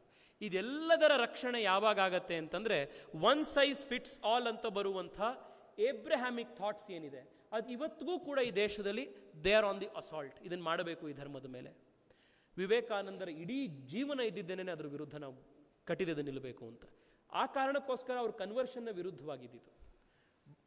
ಬಹುಶಃ ಅವರಷ್ಟು ಅದ್ಭುತವಾಗಿ ಕನ್ವರ್ಷನ್ ಆಗೋದ್ರಿಂದ ಆಗುವಂಥ ಒಂದು ಸಮಸ್ಯೆಯನ್ನು no other person had summed up in as strong words as Swamiji had done. ಏನ್ ಚೆನ್ನಾಗಿ ಬರೀತಾರಂದ್ರೆ ಅವರು, ಒಬ್ಬ ಹಿಂದೂ ನಮ್ಮ ಧರ್ಮ ಬಿಟ್ಟು ಮತ್ತೊಂದು ಧರ್ಮಕ್ಕೆ ಸೇರ್ಕೊಂಡ್ರೆ, ಮತ್ತೊಂದು ರಿಲಿಜನ್ಗೆ ಸೇರ್ಕೊಂಡ ಅಂತಂದ್ರೆ ಅವನು not only a Hindu less but an enemy more ಅಂತ ಹೇಳ್ತಾರೆ ವಿವೇಕಾನಂದರು. ಯಾಕೆ ಅಂತಂದ್ರೆ ಆ ಒಂದು ಸಿದ್ಧಾಂತಕ್ಕೆ ಹೋಗಿರುವಂಥ ಮನುಷ್ಯ ಈ ಯಾವ ಸಿದ್ಧಾಂತ ಇತ್ತು ಅದರ ವಿರುದ್ಧ ಕೆಲಸ ಮಾಡ್ಲಿಕ್ಕೆ ಶುರು ಮಾಡ್ತಾನ ಅವನು. So it is not only a man less but an enemy more ಅಂತ ಹೇಳ್ತಾರೆ. ಸೊ ಇವತ್ತು the basis of religious conversion ನಾವು ಯಾಕೆ ವಿರೋಧ ಮಾಡಬೇಕು ಅಂತಂದ್ರೆ, ಟು ಪ್ರೊಟೆಕ್ಟ್ ದೀಸ್ ಫ್ರೀಡಮ್ಸ್ ನಾವು ರಿಲಿಜಿಯಸ್ ಫ್ರೀಡಮ್ಸ್ನ ಕನ್ವರ್ಷನ್ ವಿರುದ್ಧ ಇರಬೇಕು. This is the rational behind these things. ನಮ್ಗೇನೋ ಮಾಡಕ್ಕೆ ಬೇರೆ ಕೆಲಸ ಇಲ್ಲ, ನಮಗೂ ಸೋಷಿಯಲ್ ಮೀಡಿಯಾದಲ್ಲಿ ಒಂದಿಷ್ಟು ಜನ ಲೈಕ್ ಮಾಡಲಿ, ಟಿವಿಲಿ ಒಂದಿಷ್ಟು ಜನ ಶೇರ್ ಮಾಡಲಿ ನಮ್ದು ಅಂತ ಹೇಳಿ ನಾವು ಹಿಂದುತ್ವದ ಕೆಲಸ ಮಾಡ್ತಾ ಇರೋದಲ್ಲ. ನಾವು ಕೆಲಸ ಮಾಡ್ತಾ ಇರೋದು ಯಾಕೆ ಅಂತಂದ್ರೆ, ಈ ಫ್ರೀಡಮ್ಗಳನ್ನ, ಈ ಉನ್ನತ ಸಿದ್ಧಾಂತಗಳನ್ನ ರಕ್ಷಣೆ ಮಾಡೋದಕ್ಕೋಸ್ಕರ ನಾವೆಲ್ಲರೂ ಕೆಲಸ ಮಾಡ್ತಾ ಇರೋದು. ಆದ್ರಿಂದ ಸ್ನೇಹಿತರೆ, ವಿವೇಕಾನಂದರ ಜಯಂತಿಯ ಈ ಸಂದರ್ಭದಲ್ಲಿ ನನ್ನ ರಿಕ್ವೆಸ್ಟ್ ನಿಮ್ಮೆಲ್ರಿಗೂ ಇಷ್ಟೇನೆ. ಪರ್ಹ್ಯಾಪ್ಸ್ ಇದನ್ನು ನಾನು ಬೇರೆ ಇನ್ಯಾವ ಆಡಿಯನ್ಸ್ಗೂ ಮಾಡಿರ್ತಿರ್ಲಿಲ್ಲ. ನನ್ನ ರಿಕ್ವೆಸ್ಟ್ ಏನು ಅಂತಂದರೆ, ನಾವೆಲ್ಲರೂ ಕೂಡ ಎರಡಕ್ಕೆ ಸಂಕಲ್ಪ ಮಾಡೋಣ ಅಂತ. ಎರಡು ಅಂಶಗಳನ್ನು ನಾವು ಕಲ್ತ್ಕೊಳ್ತೀವಿ ಅಂತ. ಒಂದು, ವಿವೇಕಾನಂದರಲ್ಲಿ ಇದ್ದಂತಹ ಇಂಟೆಲೆಕ್ಚುವಲ್ ಕರೇಜ್ ಏನಿದೆ ಅದನ್ನು ನಾವೆಲ್ಲರೂ ಕೂಡ ನಮ್ಮ ಜೀವನದಲ್ಲಿ ಕಲ್ತ್ಕೊಳ್ತೀವಿ ಎನ್ನುವಂಥದ್ದನ್ನು ನಾವೆಲ್ಲರೂ ಸಂಕಲ್ಪ ಮಾಡಿದ್ರೆ, ಸ್ವಾಮಿ ವಿವೇಕಾನಂದರ ಜನ್ಮ ಜಯಂತಿಯಂದು ನಾವು ಮಾಡಬಹುದಾಗಿರುವಂಥ ಅತ್ಯಂತ ದೊಡ್ಡ ಆಚರಣೆ ಅಂತಂದ್ರೆ ಅದೇನೆ, intellectual courage of Swami Vivekananda. ಕ್ರಿಶ್ಚಿಯನ್ರ ಮಧ್ಯದಲ್ಲಿ the basic philosophy of Christian ಅದನ್ನ ಪ್ರಶ್ನೆ ಮಾಡಿದಂಥದ್ದು. While accepting the good things about Islam, questioning the wrong fundamentals of Islamism, ಅದು ವಿವೇಕಾನಂದರು. ಅಮೆರಿಕದಲ್ಲಿ ನಿಂತ್ಕೊಂಡು ಭಾರತವನ್ನು ಬೈದಿದ್ದಲ್ಲ, ಭಾರತದಲ್ಲಿ ಬಂದು ಹಿಂದೂಗಳ ಮಧ್ಯೆ ನಿಂತ್ಕೊಂಡು ನಿಮ್ಮ ಜಾತಿಯ ವ್ಯವಸ್ಥೆ ಸರಿ ಇಲ್ಲ, ಆದ್ರಿಂದ ಜಾತಿ ವ್ಯವಸ್ಥೆಯನ್ನು ನಿಲ್ಲಿಸಿ ಅಂತ ವಿವೇಕಾನಂದರು ಹಿಂದೂಗಳಿಗೆ ಭಾರತದಲ್ಲಿ ಬಂದು ಹಿಂದೂ ಹಿಂದೂಗಳ ಮಧ್ಯದಲ್ಲಿ ಕೊಟ್ಟಂತಲ್ಲ ಸಂದೇಶ, ಆ ಕೊಟ್ಟಂತಹ ಸಂದೇಶದ ಶಕ್ತಿ ಎಲ್ಲಿಂದ ಬಂತು ಅಂದರೆ because of that intellectual courage. Can we all think of that? ಅದನ್ನು ನಾವು ಮಾಡ್ಲಿಕ್ಕೆ ಸಾಧ್ಯ ಆಗುತ್ತಾ? ಇದು ಮೊದಲನೇದು. ಎರಡನೇದು, ಅದು ಎಲ್ಲಿಂದ ಬರ್ಲಿಕ್ಕೆ ಸಾಧ್ಯ ಆಗುತ್ತೆ ಸ್ನೇಹಿತರೆ? ಅದು ಒಂದೇ ಒಂದು ಕಡೆಯಿಂದ ಬರ್ಲಿಕ್ಕೆ ಸಾಧ್ಯ ಆಗುವಂಥದ್ದು ವಿವೇಕಾನಂದರ ಅಧ್ಯಯನದ ಮೂಲಕ. ನಾನು ಆಗಲೇ ಹೇಳಿದೆ, ನಮ್ಮೆಲ್ಲರ ಜೀವನದಲ್ಲಿ ನಮಗೆ ಗೊತ್ತೇ ಇಲ್ದಲೇ ಇರುವಂಥ ರೀತಿ ವಿವೇಕಾನಂದರ ಇಂಪ್ಯಾಕ್ಟ್ ನಮಗೆ ಕಾಣ್ತಾ ಹೋಗುತ್ತೆ. The man is still alive. He is still alive in his words, he is still alive in his works, he is still alive in his speeches. Just make an attempt to read Vivekananda. ನಾನು ನಿಮಗೆ ಕೇಳೋದಷ್ಟೇನೆ. ನಾವು ಮಾಡಿರುವಂಥ ಬಹಳ ದೊಡ್ಡ ತಪ್ಪೇನು ಅಂತಂದರೆ, ನಮ್ಮ text ಬುಕ್ಗಳಲ್ಲಿ ಸಣ್ಣ ಸಣ್ಣ ಪುಸ್ತಕಗಳನ್ನು ಮಾಡಿ ನಾವು ಇಂಟೆಲೆಕ್ಚುಯಲ್ ಲೇಸಿನೆಸ್ಸಿಂದಾಗಿ ನಾವು ವಿವೇಕಾನಂದರನ್ನ ಒಂದು ಪರ್ಸನಾಲಿಟಿ ಡೆವಲಪ್ಮೆಂಟ್ ಕೋಚ್ ಆಗಿ ರೆಡ್ಯೂಸ್ ಮಾಡಿಬಿಟ್ಟಿದ್ದೀವಿ. Vivekananda was a great saint. Vivekananda was the progenitor of the renaissance of India. ವಿವೇಕಾನಂದರನ್ನ ಅರ್ಥ ಮಾಡ್ಕೊಳ್ಳೋದು ಯಾವಾಗ ಅಂದರೆ ವಿವೇಕಾನಂದರನ್ನ ಓದಿದಾಗ. ಆದ್ದರಿಂದ ನಾನು ನಿಮ್ಮಲ್ಲಿ ಕೈ ಮುಗಿದು ಮಾಡುವಂಥ ವಿನಂತಿ ಏನು ಅಂತಂದರೆ, ಈ ವಿವೇಕಾನಂದ ಜಯಂತಿಯಂದು ನಾವೆಲ್ಲರೂ ಕೂಡ ನಮ್ಮ ಆಫೀಸ್ನಲ್ಲಿ ನಾವು ತುಂಬ ವಿವೇಕಾನಂದರ ಪುಸ್ತಕ ಇಟ್ಟಿದ್ದೀವಿ. ನಾನಿಲ್ಲಿ ಆಫೀಸ್ನ ಇಂಟರ್ನ್ಸ್ಗಳಿದ್ದೀರಿ, ನಿಮ್ಮಲ್ಲೂ ನಾನು ಮನವಿ ಮಾಡೋದಷ್ಟೇ. If you spend 30 days in our office, at least make it a point to read 10 pages of Vivekananda on all 30 days that you are working in our office. ನೀವು ವಿವೇಕಾನಂದರನ್ನ ಓದೋದಷ್ಟು ನಿಮಗೆ ಇಂಟೆಲೆಕ್ಚುಯಲ್ ಕೆಪಾಸಿಟಿ ಜಾಸ್ತಿ ಆಗುತ್ತೆ. ಫಂಡಮೆಂಟಲ್ಸ್, ಫಸ್ಟ್ ಪ್ರಿನ್ಸಿಪಲ್ಸ್ನಲ್ಲಿ ನೀವು ಯೋಚನೆ ಮಾಡೋದು ಹೇಗೆ ಪ್ರಪಂಚದ ಬಗ್ಗೆ ಅನ್ನೋದು ನಿಮಗೆ ಗೊತ್ತಾಗುತ್ತೆ. ನೀವು ಪ್ರಪಂಚವನ್ನು ನೋಡುವಂಥ, ಗ್ರಾಸ್ಪ್ ಮಾಡ್ಕೊಳ್ಳುವಂಥ ಶಕ್ತಿ ನಿಮಗೆ ಜಾಸ್ತಿ ಆಗ್ತಾ ಹೋಗುತ್ತೆ. ಇದು ಮಾಡೋದ್ರಿಂದ ಪರ್ಸನಲಿ, ಪ್ರೊಫೆಷ್ನಲಿ ಮತ್ತು ಸ್ಪಿರಿಚುವಲಿ ನಾವೆಲ್ಲರೂ ಕೂಡ ಒಂದು ದೊಡ್ಡ ಮಟ್ಟದಲ್ಲಿ ಬೆಳೀತೇವೆ. ಆದ್ದರಿಂದ ವಿವೇಕಾನಂದರ ಅಧ್ಯಯನ ಮತ್ತು ವಿವೇಕಾನಂದರ ಒಂದು ಚಿಂತನೆಯ ಜಾಗೃತಿ ಇದು ನಮ್ಮಲ್ಲಿ ಎರಡರಲ್ಲೂ ಆಗಲಿ ಅಂತ ಹೇಳ್ತಾ, ನಮ್ಮಲ್ಲಿ ಎಲ್ಲ ಹಬ್ಬಗಳು ಬಂದಾಗ ನಾವು ಮಾಡುವಂಥ ಒಂದು ಸಣ್ಣ ತಪ್ಪೇನು ಅಂತಂದರೆ, ಸ್ವಾಮಿ ನಿರ್ಭಯಾನಂದ ಸರಸ್ವತಿ ಅಂತ ಹೇಳಿ ಒಬ್ಬರು ಬಹಳ ದೊಡ್ಡ ಸ್ವಾಮೀಜಿ ಇದ್ದಾರೆ. ಅವರು ಇದನ್ನು ಅವರೊಂದು ಭಾಷಣದಲ್ಲಿ ತುಂಬ ಚೆನ್ನಾಗಿ ಹೇಳಿದರು. ನಾನು ಅವ್ರು ಹೇಳಿದ್ದಾಗಿಂದ ಅದನ್ನು ನೆನಪಿಸ್ಕೊಂಡು ಯಾವಾಗಲೂ ನೆನಪಿಸ್ಕೊಳ್ತಿರ್ತೀನಿ. We have restricted our gods to our kitchens ಅಂತ ಹೇಳಿದ್ರು ಅವರು. ಏನದು ಅಂತ ಅವ್ರು ಹೇಳಿದ್ರು. ಮುಂದೆ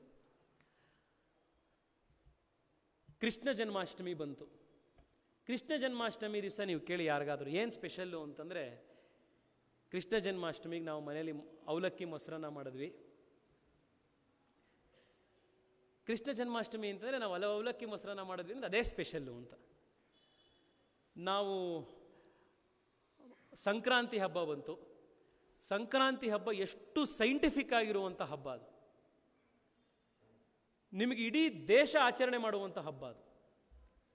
ಗುಜರಾತಲ್ಲಿ ಉತ್ತರಾಯಣ, ನಮ್ಮಲ್ಲಿ ಮಕರ ಸಂಕ್ರಾಂತಿ, ತೆಲುಗಲ್ಲಿ ಪೊಂಗಲ್ಲು, ತಮಿಳಲ್ಲಿ ಪೊಂಗಲ್ಲು, ಬಿಹು, ಲೋರಿ, ಇಡೀ ದೇಶ ಸೂರ್ಯನ ದಿಕ್ಕನ್ನು ನೆನಪಿಸ್ಕೊಂಡು ನೋಡಿರುವಂಥ ಹಬ್ಬ. ಆದರೆ ಏನು ಮಾಡಿದ್ವಿ ಅಂತಂದರೆ, ಲೋರಿಗೆ ಉತ್ತರದಲ್ಲಿ ಕಿಚಡಿ ಮಾಡಿದ್ವಿ, ದಕ್ಷಿಣದಲ್ಲಿ ನಾವು ಎಳ್ಳು ಬೆಲ್ಲ ಮಾಡಿದ್ವಿ. ಹಬ್ಬನ ನಾವು ಅಲ್ಲಿಗೆ ಕಿಚನಿಗೆ ರಿಸ್ಟ್ರಿಕ್ಟ್ ಮಾಡಿಬಿಟ್ವಿ.